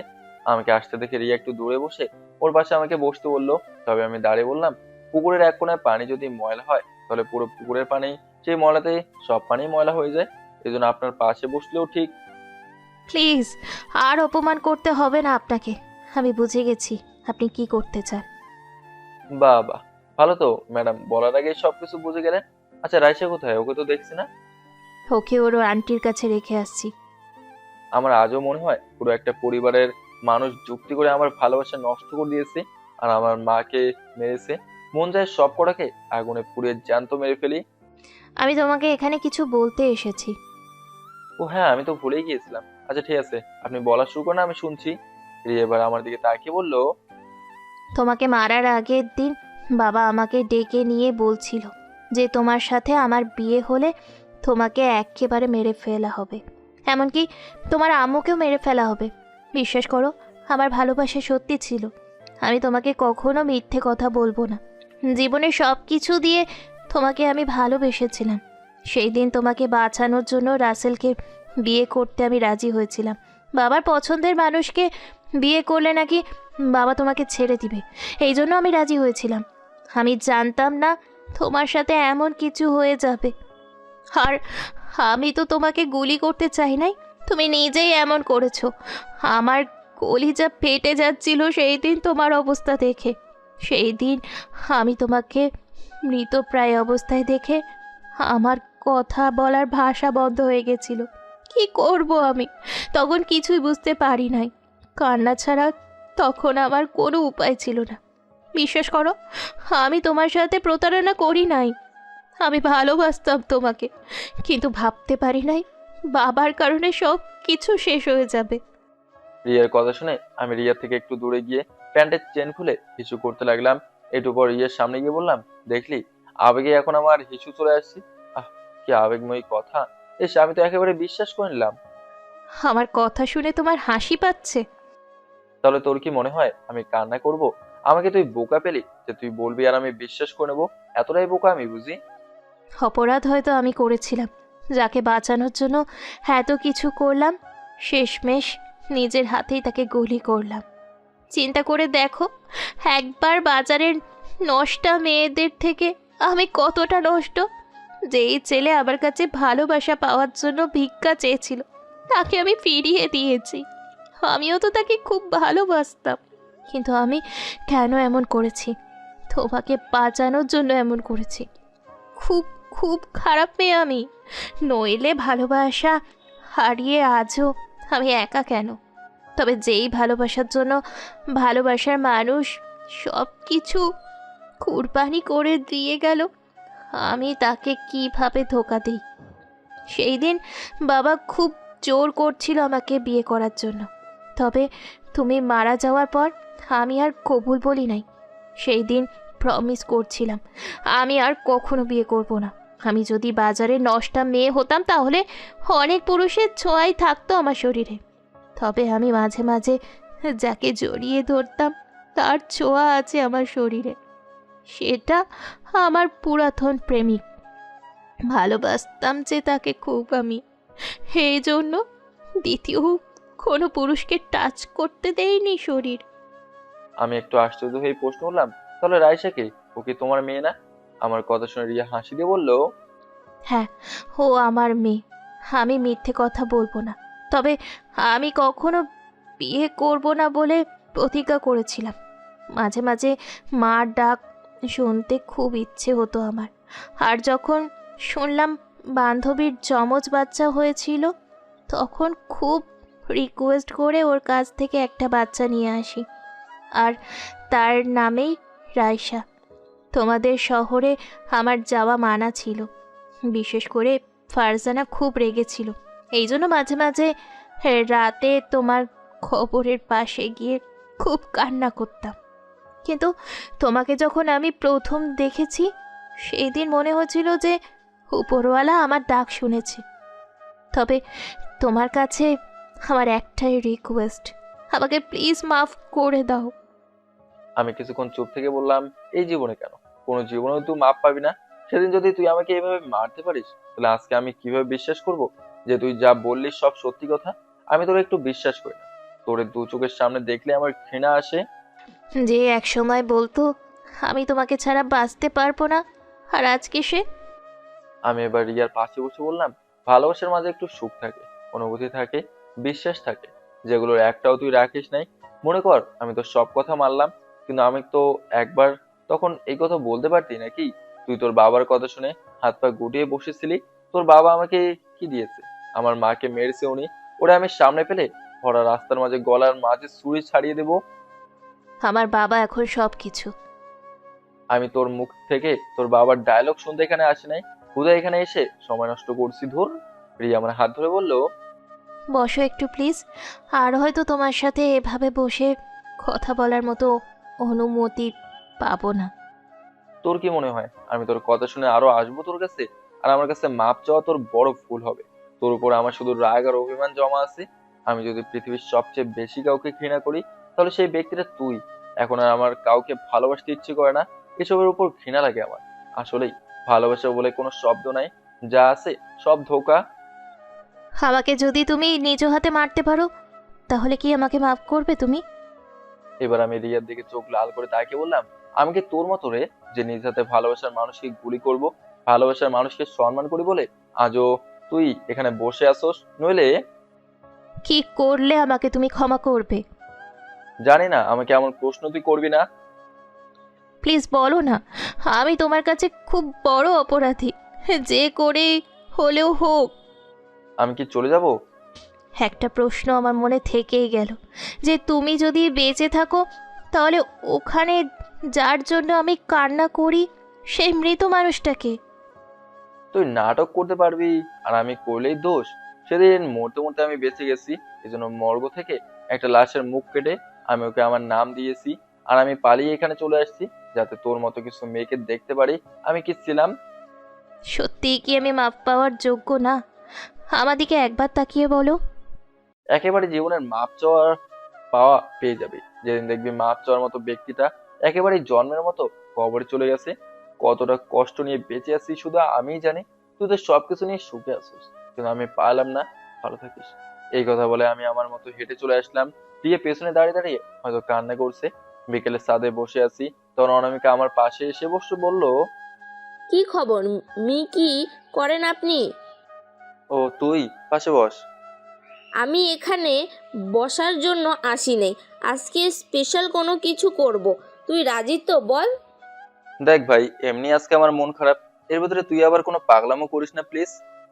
কি নিয়ে তোর মন খারাপ? তরে কেউ কিছু বললেছে বা কেউ মেরেছে? আমাকে শুধু একবার বল, বিষয়টা আমি দেখছি। থাক, আপনাকে আর দেখতে হবে না, তবে আমাকে একটু একা থাকতে দে। তুই এখানে বস, আমি যাব আর আসব। এই কথা বলে আবার অনামিকা দৌড়ে নিচে চলে গেল। একটু পর আবার হাতে করে একটা ব্যাগ নিয়ে উপরে আসলো। আমি ওর হাতে ব্যাগ দেখে বললাম, কি ব্যাপার, কাহিনী কি বলতো? তুই কি করতে চাইছিস? তরে নিয়ে আমার অনেক ইচ্ছে আছে, সেগুলোর মাঝে একটা একটা ইচ্ছা পূরণ করার চেষ্টা করছি। এই নে মেকআপ ব্রেক, আমাকে এখন তুই সাজিয়ে দিবি। তোর মাথা খারাপ হয়ে গেছে? কলেজ থেকে এসে কি তোর মাথাটা গেছে? তোর এমনি অনেক সুন্দরী, এর মাঝে সাজুগুজু করার কি দরকার? গোলাপ সুন্দরী, তোমার রূপ দেখে মরি। তোমার রূপে করছে আমায় জাদু। সাজুগুজু করলে তোমাকে লাগবে আরো নীলপরীদের মতো মায়াবী মায়াবতী। যেভাবে আসো যেভাবেই ঠিক আছে, আর সাজার দরকার নেই। আমার কথা শুনে অনেকে একটু লজ্জা পেয়ে বলল, এভাবে বলিস না, আমার লজ্জা লাগে যে। এখন প্লিজ তুই আমাকে সাজিয়ে দে। আজকে আমি তোর কোনো নিষেধ শুনবো না। এমনটা করা কি খুব জরুরি? আমি আগে কাউকে সাজিয়ে দেই নাই, এসব সম্পর্কে আইডিয়া নেই আমার। তোর আইডিয়া করতে হবে না, আমি তোরে যেভাবে বলছি ঠিক তাই কর। আচ্ছা ঠিক আছে বাবা, আমি বললেও তো তুই এখন শুনবি না, শুধু পাগলাম করবি। এর থেকে তোর কথা শোনাই ভালো হবে আমি মনে করি। অনামিকা আমার গাল টেনে বলল, এই তো আমার লক্ষ্মী বাবুটা আমার কথা রাখছে। অনামিকা বলে দিচ্ছে কিভাবে কি করতে হবে, আর আমি তাই করছি। অনামিকাকে সাজিয়ে দিয়ে বললাম, হয়েছে তোর, এখন যেভাবে বললি তাই করলাম। এখন তো তুই খুশি নাকি? অনামিকা দাঁড়িয়ে শোল থেকে কাপড় খুলে অর্ধনগ্ন হয়ে বলল, আমাকে এখন তুই নিজ হাতে শাড়ি পরিয়ে দিবি। আমি তোর হাতে শাড়ি পরতে চাই। আমি চোখে আঙুল দিয়ে চেপে ধরে বললাম, এসব কি করছিস তুই? তোর কি মাথা খারাপ হয়ে গেছে? কাপড় পর বলছি। আমি এখন কিছু জানি না, তুই আমাকে এখন শাড়ি পরিয়ে দিবি। এখন শুধু এটাই জানি আমি, আমার দিকে তাকা বলছি। সবকিছুর পাগলামোর মাঝে ভালো লাগে না অনামিকা। যদি অন্য পাশের ছাদ থেকে তোরে কিভাবে দেখেন তাহলে কি তোর ভালো লাগবে? অনামিকা আমার চোখ থেকে হাত সরিয়ে বলল, আমার দিকে একবার তাকা, আমার সব কিছু শুধু তোর জন্য। আমি আমার পুরো জীবনটা বরবাদ করে দিব যদি তোরে না পাই। আমার এই জীবনে তোরে খুব দরকার, আর আমার শরীরে তুই হাত না দিলে কে দিবে? আর তুই যদি চাস সবাই আমার শরীর দেখুক, তাহলে আমি এভাবেই দাঁড়িয়ে থাকবো। তুই যা বলবি আমি তাই করব। যদি আমার ভালো চাস তো আমাকে এখন তুই শাড়ি পরিয়ে দিবি। আমি তো তোর মাঝেই সব সময় মগ্ন হয়ে থাকি। আর তুই যদি আমাকে আজকে শাড়ি পরিয়ে না দিস, তাহলে আমি আজকে আর কিছু পরবো না, এভাবেই ঘুরে বেড়াবো। কেন এভাবে পাগলামো শুরু করলি বল? আমি কাউকে বলছিলাম ওরে ছাড়া আমি দ্বিতীয় কাউকে শাড়ি পরে দেবো না, তুই নিজে পরে নে। প্লিজ তুই কোনো পাগলামো করিস না। তুই যা বললে আমি সবকিছু শুনলাম, এখন তুই নিজে শাড়িটা পরে নে প্লিজ অনামিকা, প্লিজ। অনামিকা আমার চোখের উপর চোখ রেখে বলল, তুই যেমন তোর কথা নড়চড় করবি না, আমিও করব না। আমি যেটা বললাম যদি না করিস তাহলে আমি এভাবেই দাঁড়িয়ে থাকবো। এই ছাদের মানুষ তোমরা সবাই দেখে যেও।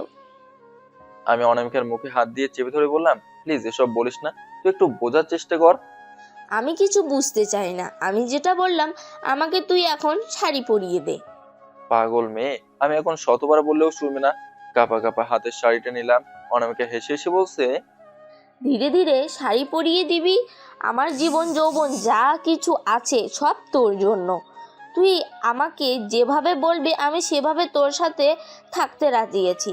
শুধু একবার বলিস যে আমার বউ হবি অনামিকা তুমি, আর কিছু লাগবে না আমার। অনামিকার কথা মতো আমি ওকে শাড়ি পরে দিতে লাগলাম। শাড়ি পরানো শেষ হলে যখন ওর পেটে কুচি দিব, তখন অনামিকাকে বললাম, এটা বরং তুই কর প্লিজ। আমার কথা শুনে অনামিকার চোখ বন্ধ করে বলল, আমি এখন কিছু জানি না, তুই কি করবি না করবি এটা তোর বিষয়। বুঝছি এই মেয়েটা এখন হাজারবার বললেও শুনবে না আমার কথা। আমি হাঁটু গেড়ে বসে ওর পেটের মাঝে শাড়ির কুচি দিতে লাগলাম। কুচি দেওয়া শেষ হতেই অনামিকা ওর পেটের সাথে আমার মাথা চেপে ধরলো। এই মেয়ে পাগল হয়েছে বুঝেছি। কোনো মতে ওকে ছাড়ে বললাম, সবকিছু এত বেশি বেশি ভালো না ম্যাডাম, বুঝলেন? তোর সাথে এখানে দাঁড়িয়ে থাকলে আর কি আবদার করে বসিস কে জানে। ভাই আমি গেলাম, তুই এখানে দাঁড়িয়ে থাক। আমার কথা শুনে সাথে সাথে অনামিকা আমার হাত ধরে বলল, এখন তুমি কোথাও যেতে পারবি না, আমি এখন তোরে নিয়ে মার্কেট করতে যাব। প্লিজ অনামিকা আজকের মতো আমাকে ছেড়ে দে, আমি খুব টায়ার্ড। আমি কিছু জানি না, তুই এখন আমার সাথে যাবি এটাই শুধু জানি। প্লিজ আজকের এই দিনটা শুধু আমাকে দিয়ে দে তুই। আমি আর কোনো দিন তোর কাছে কিছু চাইবো না, প্লিজ শুধু আজকে। আচ্ছা ঠিক আছে, তুই নিচে অপেক্ষা কর, আমি রেডি হয়ে আসছি। অনামিকা আমার কথা শুনে সাথে সাথে আমাকে জোরে ধরে বলল, অনেক অনেক ধন্যবাদ তোরে আমার প্রিয় মানুষ। আমার যেই ইচ্ছেগুলো আছে সেগুলো মনে হচ্ছে ধীরে ধীরে পূরণ হতে চলেছে। আমাকে ছাড় তুই, নইলে কিন্তু আমি যাব না বলে দিলাম। অনামিকা আমাকে ছেড়ে দিয়ে বলল, আচ্ছা এই তোরে ছেড়ে দিলাম, এখন তাড়াতাড়ি রেডি হন স্যার, নিচে চলেন। অনামিকার সাথে নিচে নেমে আমি রেডি হতে লাগলাম। ইদানিং ও আমার কাছে অনেক অবুঝ অবুঝ আবদার করে, যেগুলো আমার পক্ষে পূরণ করা খুব কঠিন হয়ে যায়। ও আমাকে জোর করিয়ে সবকিছু আদায় করে নেয়, এগুলো আমার একদম পছন্দ না। অনামিকা বুঝতে চায় না যে আমার এসব একদম ভালো লাগে না। ভালোবাসার জন্য আলাদা একটা মন লাগে, তবে আমি এটাই বুঝি না যে অনামিকাকে আমি পছন্দ করি না কেন। আরো ভালোভাবে আমার ওকে বুঝিয়ে বলতে হবে। তবে এখন এত কিছু বলা যাবে না। রেডি হয়ে অনামিকা নিয়ে বের হলাম। রাস্তার মাঝে রিক্সায় উঠে আমার হাত ধরা ইত্যাদি আরো অনেক কিছু করছে। আমি শুধু চুপ থেকে এগুলো সহ্য করছি। সবকিছু শেষে বাসে যাওয়ার আগে আমি বললাম, অনামিকা চল এখন এক জায়গায় যাই, গিয়ে আমিও কিছু মার্কেট করব। এটাই হয়তো আমার জীবনের শেষ মার্কেট হবে, আর কখনো তোর সাথে এভাবে আসা হবে না। আমার কথা শুনে অনামিকা মন খারাপ করে বলল, তুই এভাবে বলবি কেন? হঠাৎ করে কি হয়েছে তোর? কিছু হয় নাই, তুই চল আমার সাথে। অনামিকাকে নিয়ে আমি একটা দোকানের সামনে চলে গেলাম। দোকানের সামনে যেতেই অনামিকা আমার হাত ধরে বলল, প্লিজ, আমি তোর পা জড়িয়ে ধরে বলছি, এখান থেকে চল। আর কখনো তোর কাছে এসব বায়না করব না আমি। আরে চল দেখি কিছু কেনা যায় নাকি, তুই শুধু চুপচাপ দাঁড়িয়ে থাকবি। দোকানের সামনে গিয়ে বললাম, মৃত মানুষকে মাটি দেওয়ার জন্য যা যা দরকার সেই কাপড়ের কাপড়গুলো দেন তো। আমার কথা শুনে দোকানদার বলল, মামা একটু দাঁড়ান, আমি সব কিছু দিচ্ছি। অনামিকা আমার হাত ছেড়ে দিয়ে কান্না করতে লাগলো। অনামিকা হয়তো বুঝতে পেরে গেছে আমি কি করতে চাইছি। কাপড়ের কাপড়গুলো হাতে নিয়ে বললাম, চলো এখন বাসায় যাই। আমি হয়তো প্রথম ব্যক্তি যে নিজের কাপড়ের কাপড় নিজেই কিনে নিয়ে আসছি। বিষয়টা চিন্তা করে খুব ভালো লাগছে জানিস। তবে তোর চোখে পানি মানায় না। আমি তোর আগেই বলছি আমার এই জীবনের কোনো মূল্য নেই। আমার সাথে তোর জীবন জলে তুই নিজেও বরবাদ হয়ে যাবি। এজন্য আমি তোরে আগেই বলছি যে আমার কাছ থেকে দূরে থাক। রাস্তায় অনেকে কিছু বলে নাই। বাসায় যাওয়ার পর অনামিকা সবকিছু নিচে ছড়ে ফেলে দিয়ে আমার কলার ধরে বলল, তোর মরার খুব শখ না? চল, আমি তোরে আজকে মারবো। তোরে মেরে কিছুক্ষণ পর আমি নিজেই মারা যাব। আমি তোরে ভালোবাসি বলে তুই পাগলামো করিস না? আজকে সব কিছু শেষ করে দিব। চল আমার সাথে। মামা তাড়াতাড়ি এসে অনামিকাকে ধরে বলল, পাগল হলি তুই? হঠাৎ করে কি হয়েছে তোর যে ওকে এভাবে কালারে ধরলি? অনামিকা কান্না করতে করতে বলল, বাবা, ও নিজের কাপড়ের কাপড় নিজেই কিনে নিয়ে আসছে। ও মারা গেলে আমি কি নিয়ে বাঁচবো বাবা? আমি বলছি তোর জীবনটা আমাকে ভিক্ষা দিয়ে দে। সারা জীবন বসে বসে খাবি, দরকার হলে।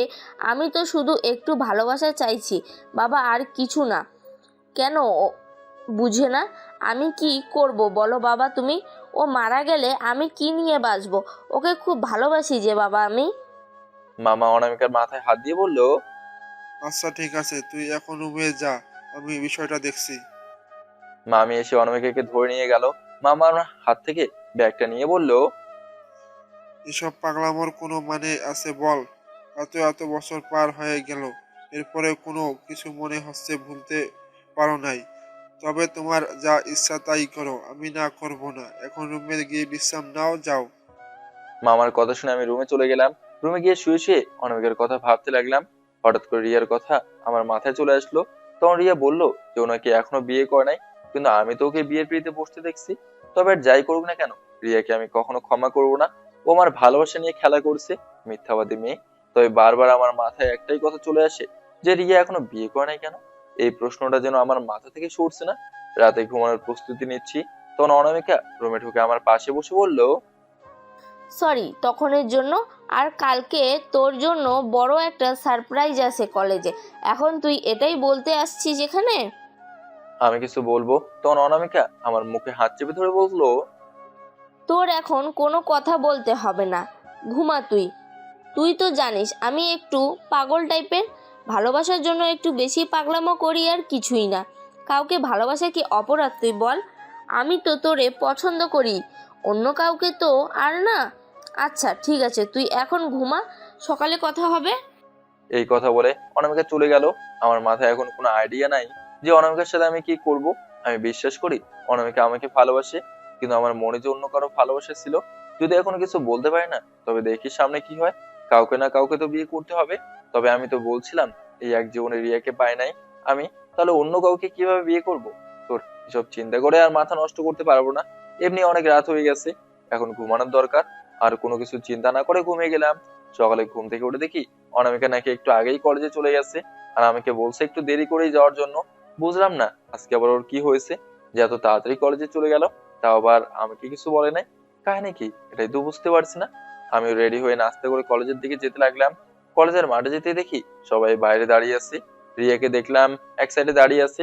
হঠাৎ করে অনামিকা একটা ফুলের তোড়া এনে আমার সামনে হাঁটু গেলে বসে বলতে লাগলো, আজকে আমি পুরো কলেজের সবার সামনে বলতে চাই, আমার এই মনের কথা, ভালোবাসা কী জিনিস এই শব্দটা আমার অচেনা ছিল, কিন্তু তোমাকে দেখে মনের ভিতরে আলাদা একটা ফিলিংস কাজ করে।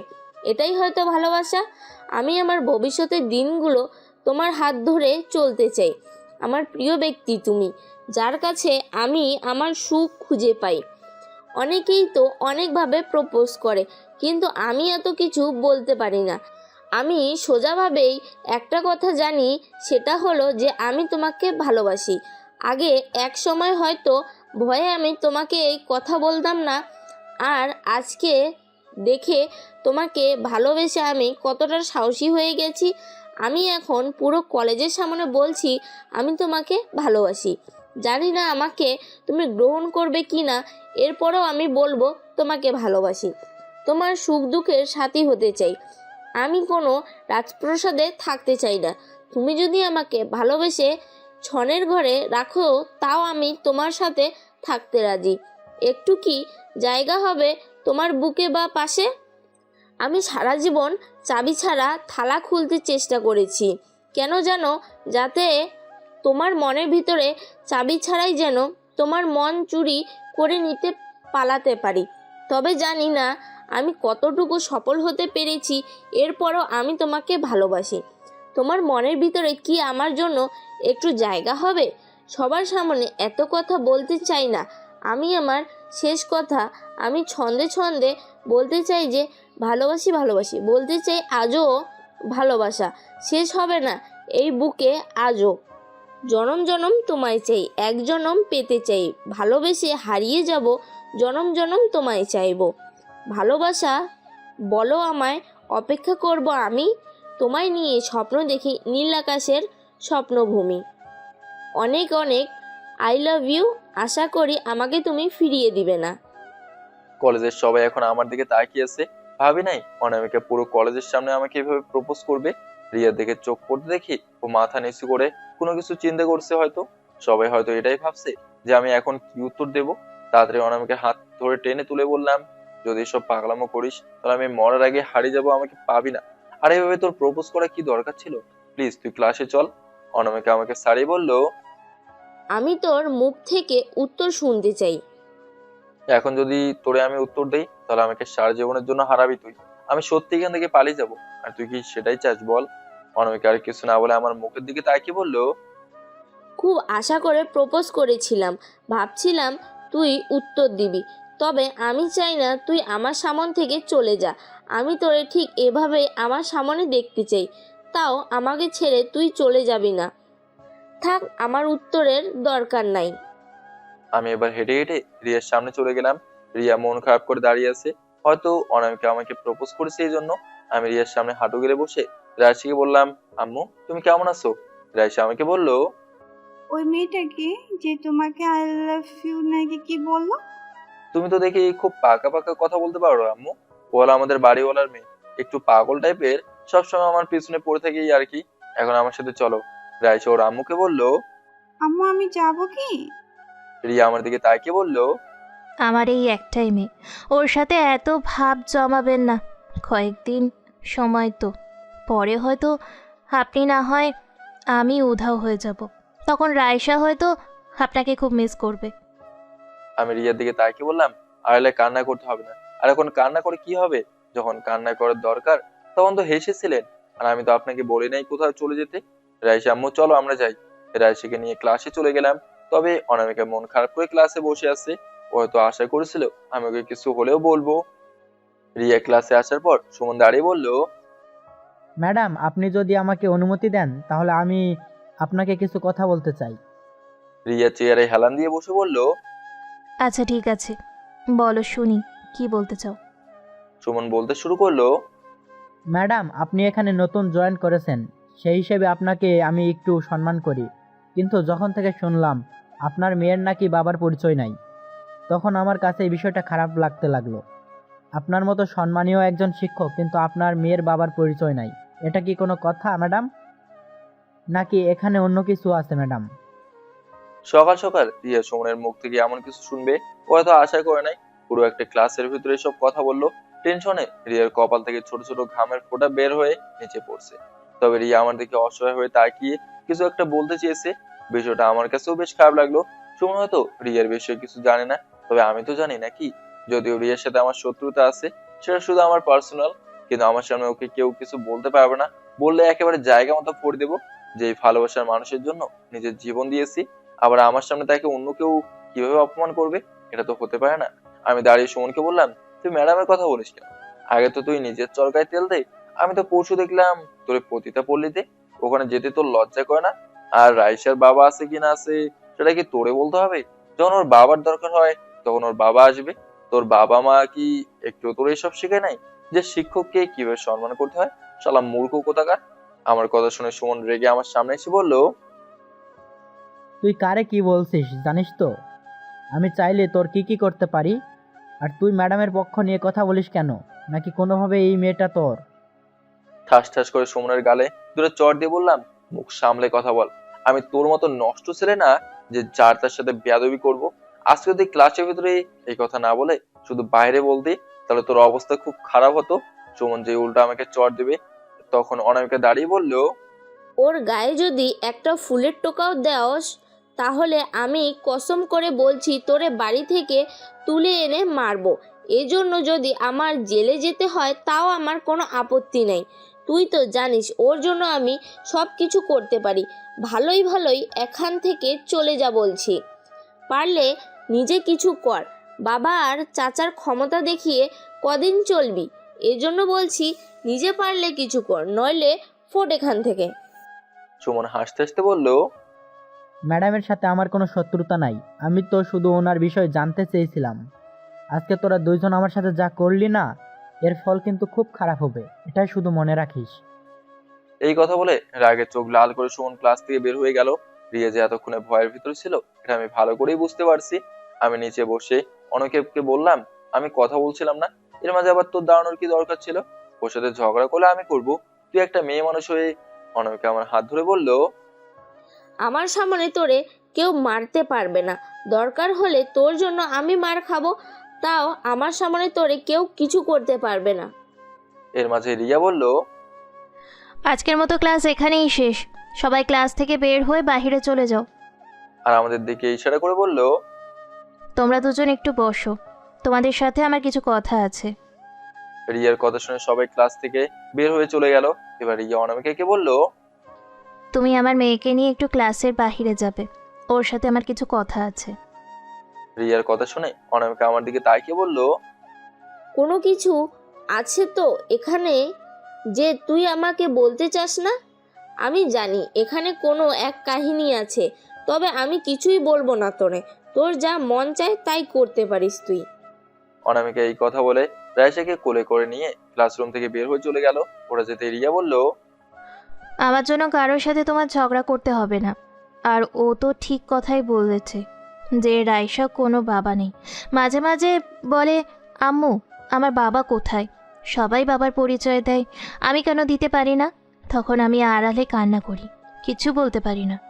কি বলবো, আসলেই সত্যি তো ওর বাবা নাই। মানুষের অনেক কথা শুনতে হয়, তাও আমি কিছু বলি না। সব সময় চুপচাপ থেকেই এইসব সহ্য করি। এইসব কথা শুনে শুনে আমার এখন অভ্যাস হয়ে গেছে।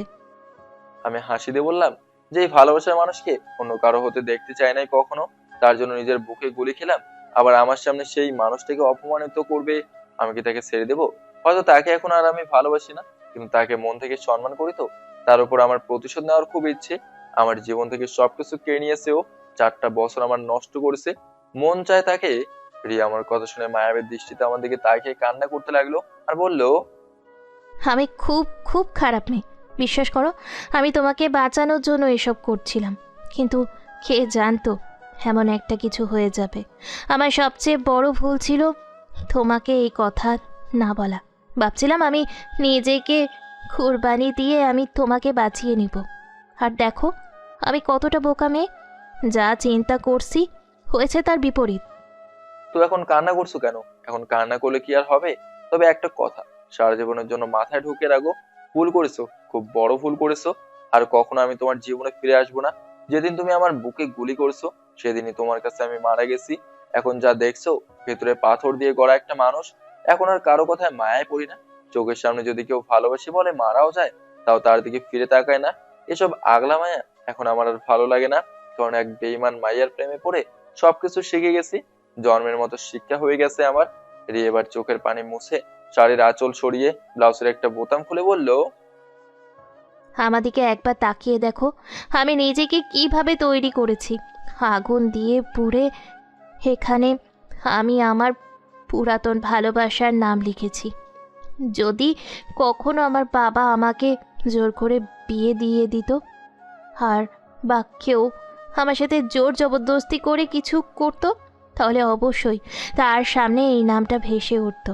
এই জন্য এখন নিজেকে এমনভাবে তৈরি করেছি যে কারোর উপর একবার ভালো করে তাকিয়ে দেখারও সময় নেই। রিয়া ও শরীরে পুড়ে আমার নাম লিখেছে, এটা থেকে আমি সত্যি বোকা হয়ে গেলাম। তবে আমার এখন মনে হচ্ছে রিয়া যা কিছু বলছে সব সত্যি কথা।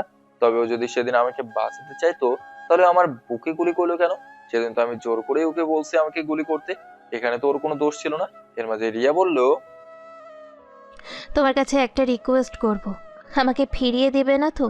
তবে তোমার বাসার মালিকের মেয়ে তোমাকে খুব ভালোবাসে, চাইলে ওকে তুমি বিয়ে করতে পারো। মনে হচ্ছে ও খুব ভালো মেয়ে। ও শুধু ভালো না, আমার কাছে বেস্ট একটা মেয়েও। আমি যদি আগে ভুল না করে ওর মতো একটা মেয়ের প্রেমে পড়তাম, তাহলে আমার আজকে খুব সুন্দর একটা সংসার থাকতো, রাইসার মতো একটা মেয়ে থাকতো। মানুষ বলে ছেলে মানুষের নাকি কান্না করতে নেই, কিন্তু আমার জীবনে কোনো সুখ ছিল না। এই কান্নাই আমার একমাত্র দুঃখের সাথে ছিল। আমি জানি যে আমি কতটা ভালো আছি। আমার কথা শুনে রিয়া চুপ হয়ে গেল। ও মাথা নিচু করে বসে আছে। আমি জানি আমার কথার উত্তর দেওয়ার মতো ওর কাছে কোনো ভাষা নাই। এবার আমি একবারই বললাম, কি যেন বলতে চেয়েছিলে? না থাক, এখন বলবো না। এই কথা শুনে তুমি যদি না করো, তাহলে আমার মেয়ের জীবনটাই এলোমেলো হয়ে যাবে। রাইসা একটা অবশ মেয়ে, ও এত কিছু বোঝে না। যদি আমার জন্য ওর সাথে ভালো কিছু হয়, তাহলে আমি সেটাই করতে রাজি আছি। তুমি বলতে পারো। তোমাকে তো সব কিছু বলছি আমার সম্পর্কে। আর রাইসার বাবা আছে, তবে ওকে আমি নিয়ে আসছি, তাই ওকে আমার পরিচয় দিয়ে বড় করব। আমি কখনো তোমার কাছে আসবো না যে বলবো আমার জীবন সাথী হওয়ার জন্য। তোমাকে আগেও ভালোবাসতাম, এখনও ভালোবাসি। তবে তোমার কাছে এই অনুরোধ নিয়ে আসবো না যে আমাকে তুমি বিয়ে করো। আমার জীবনের প্রথম পুরুষ তুমি, শেষ পুরুষ হলেও তুমি। আমার মেয়ের জন্য শুধু একটু রাজি হয়ে যাও। রাইসা মাঝে মাঝে বলে ওকে ওর বাবার কাছে নিয়ে যেতে। আমি যদি কাউকে বলি তুমি রাইসার বাবার পরিচয় দাও, তাহলে এর বিনিময়ে ওরা আমার সুযোগ নেবে। এতদিন পর তোমার সামনে এসে এই কথাটা বলতে হবে কখনো চিন্তা করি নাই। বেহায়া বেলজ্জার মতোই মাথা নিচু করে বলছি, আমার মেয়ে যেন বাবার পরিচয় দিতে পারে। আমাকে এইটুকু করে দাও। আমার সাথে যা ইচ্ছা তাই করো, এতে আমার কোনো আফসোস নাই। শুধু আমার মেয়েটা যেন জানতে পারে এই পৃথিবীতে ওর বাবা বলে কেউ আছে। কলেজে আসলে আমি ওকে বারণ করে দিব যেন সবার সামনে তোমাকে বাবা বলে না ডাকে। শুধু মাঝে মধ্যে বলবে, প্লিজ আমাকে তুমি ফিরিয়ে দিও না। আমার জীবনের কিচ্ছু দরকার নাই এখন। আমি মরি বাঁচি, যা ইচ্ছা তাই হোক আমার সাথে, শুধু আমার মেয়েটা ভালো থাকলেই হবে। রিয়ার কথা শুনে আমি কি বলবো এটাই বুঝতে পারছি না। আজকে ও যে আবদার করলো, এগুলো রাখা আমার কাছে খুব একটা কঠিন হয়ে গেল মনে হচ্ছে। তবে আমার আগে অনামিকার সাথে এই বিষয় নিয়ে কথা বলতে হবে। অনামিকা সব জানলে উল্টাপাল্টা কিছু করে ফেলতে পারে। আমি তো আমার জন্য বলছি না, আমার মেয়েটার জন্য বলছি। আমি অন্য কাউকে যে এই কথা বলতে পারবো না। আমি এখন এই বিষয় নিয়ে কিছু বলতে পারবো না। আমাকে একটু চিন্তা করে এর উত্তর দিতে হবে। রিয়া এবার আমার সামনে এসে ওর পা থেকে জুতা খুলে আমার হাতে দিয়ে বলল, আমাকে কিছুক্ষণ মারতে পারবেন? তাহলে হয়তো নিজেকে একটু হালকা মনে করতে পারতাম। প্লিজ আমাকে একটু মারবেন। আমি হাত থেকে জুতা ফেলে দিয়ে বললাম, আমি এতটাও নিষ্ঠুর না যে যাকে একসময় আমি সম্মান করতাম তাকে নিজ হাতে মারবো। আমার কথা শুনে রিয়ার সাথে সাথে আমার পা জড়িয়ে ধরে বলল, রাইসার জন্য প্লিজ আমার কথাটা রাখেন। তুমি যা বলবে আমি তাই করব। যদি বলো এক পায়ে দাঁড়িয়ে থাকতে, আমি তাই করব। ভুল করেছি আমি, না জেনে না বুঝে খুব বড় ভুল করেছি। আজকে আমার সুন্দর একটা সাজানো সংসার থাকতো, কিন্তু আমার নিজের ভুলের কারণে আজকে সব কিছু ধ্বংস হয়ে গেছে। এখানে আমি কাউকে দোষ দেই নাই, ভুল তো আমি করেছি, এই জন্য ভুলের মাসুল আমাকেই দিতে হবে। ওই বলে না, কপালে যদি সুখ লেখা না থাকে তাহলে কি সেই সুখ উড়ে উড়ে আসবে? রিয়াকে টেনে তুলে ওর শাড়ির আঁচল ঠিক করে দিয়ে বললাম, আমি বলছি তো আমি একটু চিন্তা ভাবনা করে দেখবো, আমাকে একটু সময় দাও। একটা কথা কি জানো, তোমার মনটা না খুব ভালো, আর আমার মতো জঘন্য ফালতু একটা মেয়ের সামনে তুমি প্রেম করছিলে। মাঝে মাঝে এইসব চিন্তা করলে নিজের উপর নিজেরই ঘৃণা আসে। এসব পুরাতন কথা আমি আর শুনতে চাই না। তোমাকে আমি আরও কিছু বলতে চাই, তবে তার আগে বলতে হবে তুমি ওইখানে কখনো যাবে না। আমি বলতে চাচ্ছি যে তুমি প্রিন্সিপালের কথা শুনে কোথাও যেতে পারবে না। যদি এতই টাকার দরকার হয় তো আমি দিব। আমি কোথায় যাব না যাব সেটা তোমাকে বলতে আমি বাধ্য নই। ওদের ভিতরে আসতে বলো। রিয়ার কথা শুনে আমি অনামিকাকে ডাক দিলাম। অনামিকা ভেতরে এসে আমার পাশে দাঁড়িয়ে বলল, সেই কখন থেকে দাঁড়িয়ে আছোস, বস এখানে, কষ্ট হচ্ছে না তোর? রিয়া আমাকে দেখে বলল, তোমাদের খুব সুন্দর মানিয়েছে, আমি তো বলি তাড়াতাড়ি বিয়ে করে নাও। এই কথা বলে রিয়া মাথা নিচু করে ফেললো। আর রাইসা বলল, আম্মু তুমি একদম কান্না করবে না, বলে দিলাম। রিয়া চোখের পানি মুছে আমার দিকে তাকিয়ে বলল, যদি 1 মাস আগে তোমার সাথে আমার দেখা হতো তাতে পারতাম তোমার আম্মু বেঁচে আছে। আজকে কোন মুখ নিয়ে আমি তোমার কাছে বলবো যে তোমার আম্মু? আম্মুর কথা শুনে আমি রিয়ার সামনে গিয়ে বললাম, আমি সবকিছু হারিয়ে একা হয়ে গেছি, প্লিজ বলো না আমার আম্মু বেঁচে আছে কিনা, আমি আমার আম্মুকে একবার দেখতে চাই। রিয়া আমার হাতে ফোনটা দিয়ে বলল, এই যে দেখো, তোমার আম্মু তোমার জন্য কিছু রেখে গেছে। ভিডিওতে আমার আম্মু একটা হুইল চেয়ারে বসে আছে আর বলছে, আর কত অপেক্ষা করব তোর জন্য বাবা? আমার মন বলছে তুই বেঁচে আছোস, জানি তুমি মারা গেছো। এরপরেও কেন জানি মনে বলছে তুই আমার পাশেই আছোস। তবে এভাবে যে পাগলামো করে তুই মারা যাবি আমি জানতাম না। আমি জানি এসব অযথা ভিডিও করছি, তাও তো আমি তোরে ভালোবাসি। খুব শীঘ্রই কবরে তোর সাথে আমার দেখা হবে। এই পর্যন্ত বলে ভিডিওটা বন্ধ হয়ে গেল। আমি মাটিতে বসে বললাম, তার মানে আমার আম্মু কি বেঁচে ছিল? রিয়া আমার দিকে তাকিয়ে বলল, চলো আমার সাথে, আমি তোমাকে সেখানে নিয়ে যাচ্ছি। অনামিকা এসে আমার হাত ধরে বলল, কিছু তোর বলতে হবে না, আর আন্টি বেঁচে ছিল বলবি না আমাকে? এখন কান্না করতে হবে না তোর, চল দেখি ম্যাডাম আমাদের কোথায় নিয়ে যায়। রিয়া আমাদের নিয়ে একটা কবরস্থানের সামনে গেল আর দূরে থাকা একটা কবর দেখে বলল, 1 মাস আগে তোমার আম্মু মারা গেছেন। আমার ভাগ্য খারাপ যে তোমার সাথে আমার আরও 1 মাস আগে দেখা হলো না কেন। আমি আম্মুর কবরের সামনে গিয়ে বসে কান্না করতে লাগলাম। আমার আম্মু কিনা বেঁচে ছিল আর আমি বলতে পারলাম না। অনামিকা আমার হাত ধরে টেনে তুলে বলল, কান্না করলে কিছু হবে না, কান্না করিস না, যিনি চলে গেছেন তার জন্য আর কান্না করে কি হবে? জানি না কতক্ষণ আম্মুর কবরের সামনে বসেছিলাম, তবে আম্মু বেঁচে ছিল কিভাবে সবকিছু জানতে হবে আমার। এই জন্য আমি রিয়ার সামনে গিয়ে বললাম, যদি আমার আম্মু এতদিন বেঁচে ছিলেন তাহলে কি তোমার বাবা? আমাকে আর কিছু বলতে না দিয়ে অনামিকা আমার হাত ধরে একটু দূরে নিয়ে গিয়ে বলল, এটাই কি তোর সেই এক্স গার্লফ্রেন্ড যার জন্য তুই এতদিন কষ্ট পেলি? আমি মাথা নিচু করে বললাম, দেখো কি আজব কপাল আমার, এতদিন পর এক্স গার্লফ্রেন্ডের সাথে দেখা, তা আবার ও আমার ক্লাস টিচার। আচ্ছা তুই কথা বল, আমি তাহলে গেলাম, আম্মুর বাসায় যাওয়ার জন্য কল দিয়েছে। আমি অনামিকার গালে হাত রেখে বললাম, যদি বাসায় গিয়ে কিছু শুনি তাহলে কিন্তু তোর খবর আছে। আর ওর তো এখন একটা বাচ্চা আছে, ওর প্রতি আমার এটাও ইন্টারেস্ট নাই। এখন বাসে যা, আমি আসছি। অনামিকা আর কিছু না বলে চুপচাপ হেঁটে হেঁটে চলে যাচ্ছে। অনামিকা যেতে রিয়া বলল, ওকে যেতে দিলে কেন, থাকতো আমাদের সাথে। না, ওর আম্মু নাকি কল দিয়েছে। এখন যেটা বলতে চেয়েছিলাম, আমাদের বাসায় চলো, আমি তোমাকে সবকিছু বুঝিয়ে বলছি। তোমার সাথে কথা বলছি দেখে এই না যে আমার মুখের উপর তুমি কথা বলবে। আমার কথা শুনে রিয়ার মনটা খারাপ হয়ে গেল, ফলে আমার এতে কিছু আসে যায় না। এর মাঝেই রাইসা আমার পায়ের কাছে এসে বলল, চলেন না আঙ্কেল আমাদের বাসায়, প্লিজ প্লিজ চলেন না, আপনার সাথে আমি খেলা করব। না মামুনি, আজকে আমি যেতে পারবো না, আমার অনেক কাজ আছে, তুমি যাও, ঠিক আছে? না আমি কিছু জানি না, আপনি আমাদের সাথে যাবেন এটাই জানি। আম্মু এখন চলো বাসায় যাই। কি আর করবো, রাইসার কথা তো রাখতে হবে। পিচ্ছে একটা মেয়ে আবদার করছে। আচ্ছা, রিয়া বলল যে আমি রাইসার বাবা হতে, যদি আমি রাইসার বাবা হই তাহলে কেমন লাগবে, কিন্তু আমি এখনো বিয়ে করি নাই, এত আগে তো আমি বাবা ডাক শুনতে চাই না। রিয়ার পেছনে পেছনে আমিও যেতে লাগলাম। একটা বাসার সামনে এসে রিয়া কলিং বেল দিতেই ভেতর থেকে একটা মেয়ে এসে দরজা খুলে দিল। মেয়েটাকে দেখে আমি একটু অবাক হয়ে গেলাম, অবশ্য অবাক হওয়ার কথাই, এতদিন পর এই মেয়েকে এখানে দেখবো বলে আশা করি নাই। আমি জানতাম রিয়ার বাসায় আসলে পুরাতন কারোর সাথে আমার দেখা হয়ে যাবে, আর এখন সেটাই হচ্ছে। ভেতরে যাওয়ার আগে রিয়া আমার দিকে হাত জোর করে বলল, আমি তোমার কাছে অনুরোধ করে বলছি, আমার বোনের সাথে খারাপ কিছু বা প্রতিশোধ নেওয়ার চেষ্টা করো না। যদি আমার বোনের উপর তোমার রাগ থাকে, সেটা আমার উপরে প্রয়োগ করতে পারো। আমি কিচ্ছু বলবো না, চুপচাপ সহ্য করে নিব। এমনি আমার বোনের জীবনটা একেবারে নষ্ট হয়ে গেছে।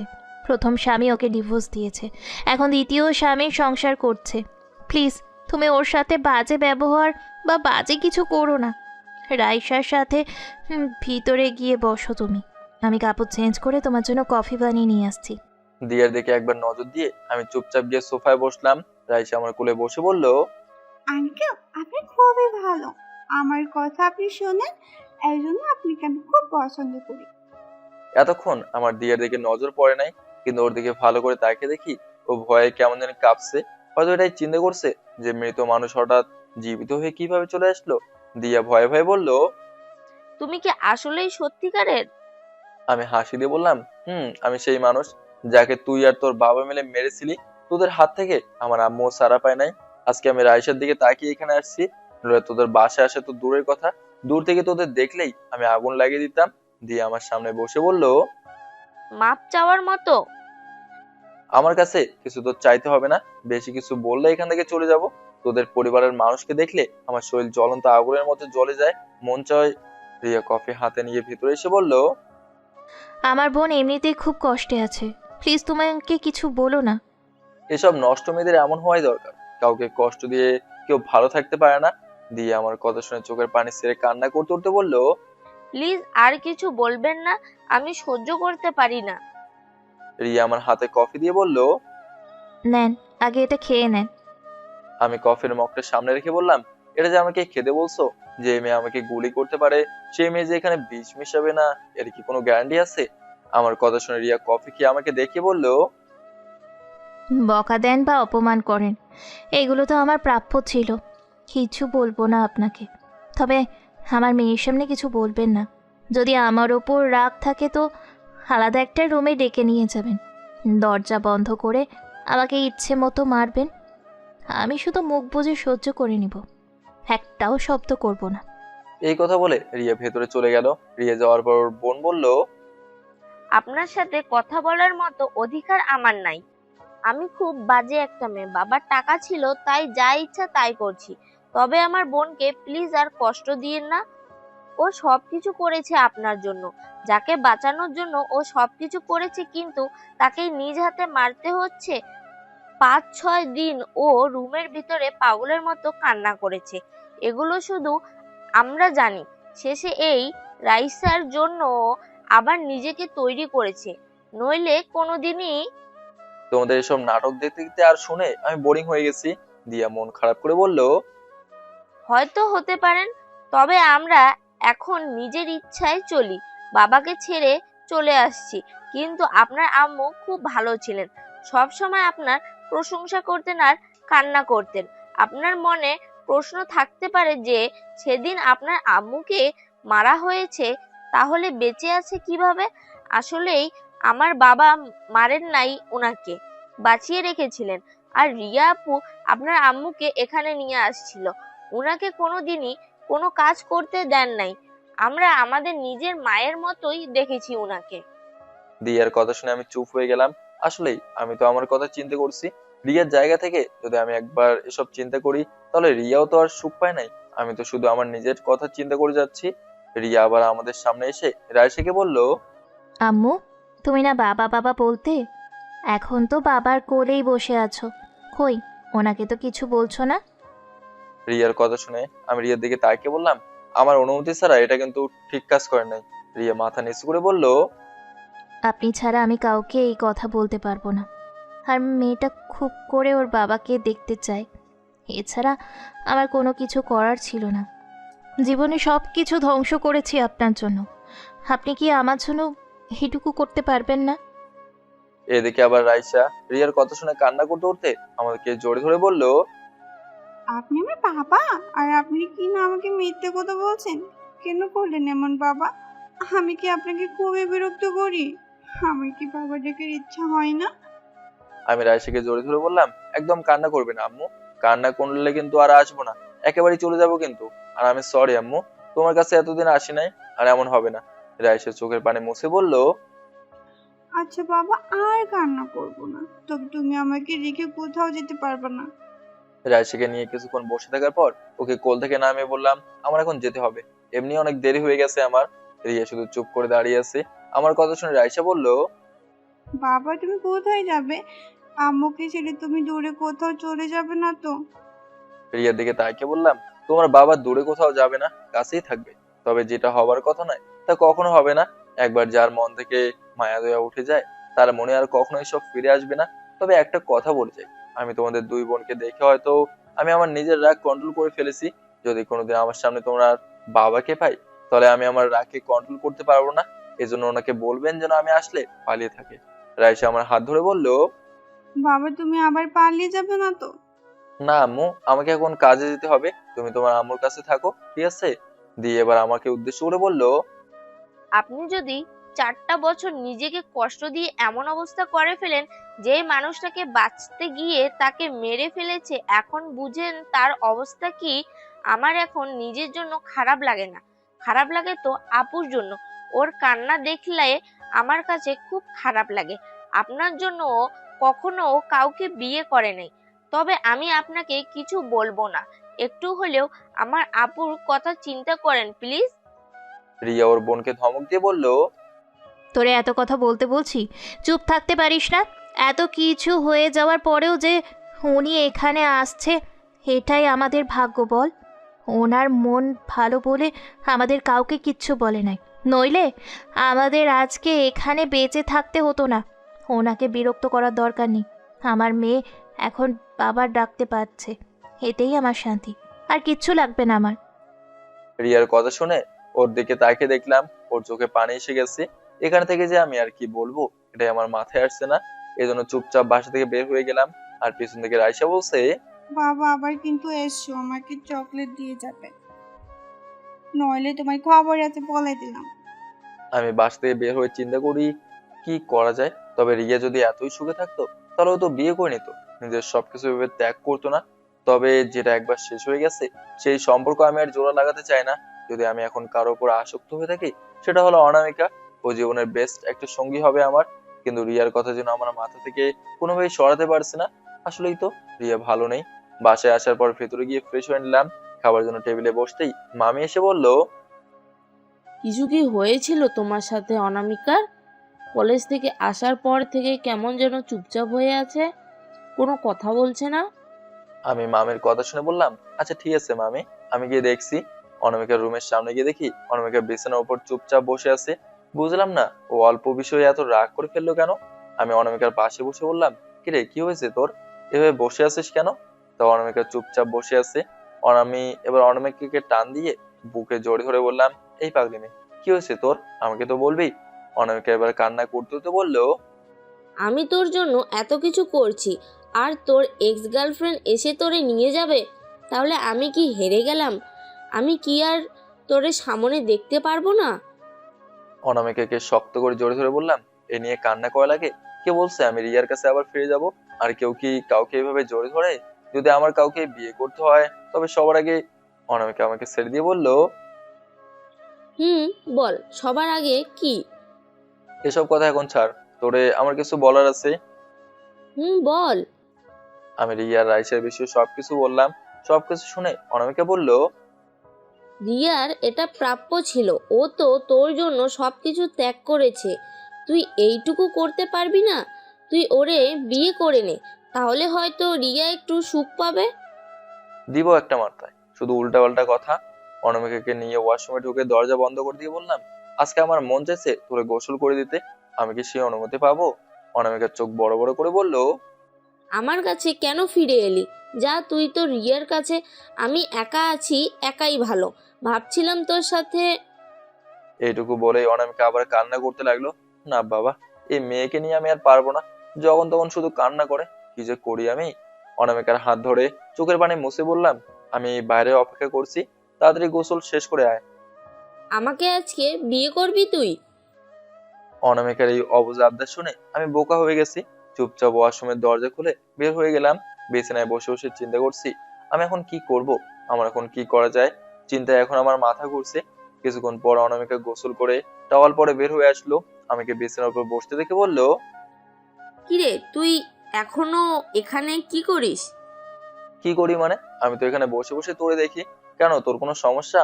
অনামিকা আয়নার সামনে বসে বলল, আমার আবার কি সমস্যা? সমস্যা তো আপনার স্যার, এক বাচ্চার বাপ আপনি। আমি যদি এক বাচ্চার বাবা হই, তাহলে আমাকে বিয়ে করতে কেন আমার পিছনে পড়ে আসোস? আমার কথা শুনে অনামিকা আয়নার সামনে থেকে উঠে গেল আর বলল, যার জন্য এত কিছু করলাম সে বুঝে না। চিন্তা করিস না, তুই ভালো থাক, আমি এটাই দোয়া করি। খুব শিগগিরই আমি এই দেশ ত্যাগ করব, আর তোরে আমি আর বিরক্ত করব না কখনো। আমি বিছানা থেকে উঠে অনামিকার সামনে গিয়ে বললাম, কি বললে আবার বলতো? 101 বার বলবো যে। আমি ওর মুখে হাত দিয়ে বললাম, চুপ কর, এমন কথা বলিস কেন? তবে আজকে কিন্তু তোরে খুব সুন্দর লাগছে, জড়ি ধরবো তোরে? অনামিকা আমার হাত ছাড়িয়ে বলল, এত করে ভালোবাসার কথা বললেও তুই ফিরিয়ে দিস। আর আজকে কি হয়েছে তোর বল তো? দূর যা, তোর সাথে আমি আর কথাই বলবো না। অনামিকার পেছন থেকে আমাকে জোর ধরে বলল, সরি, আমার ভুল হয়ে গেছে। তোর সরি দিয়ে তুই পানি খা, আমাকে সব বলতে আসবি না। এখন আমি কিছু খাই নাই, তোর রাগ ভাঙাতে চলে আসছে আর তুই। সরি বলছি তো আমি, প্লিজ।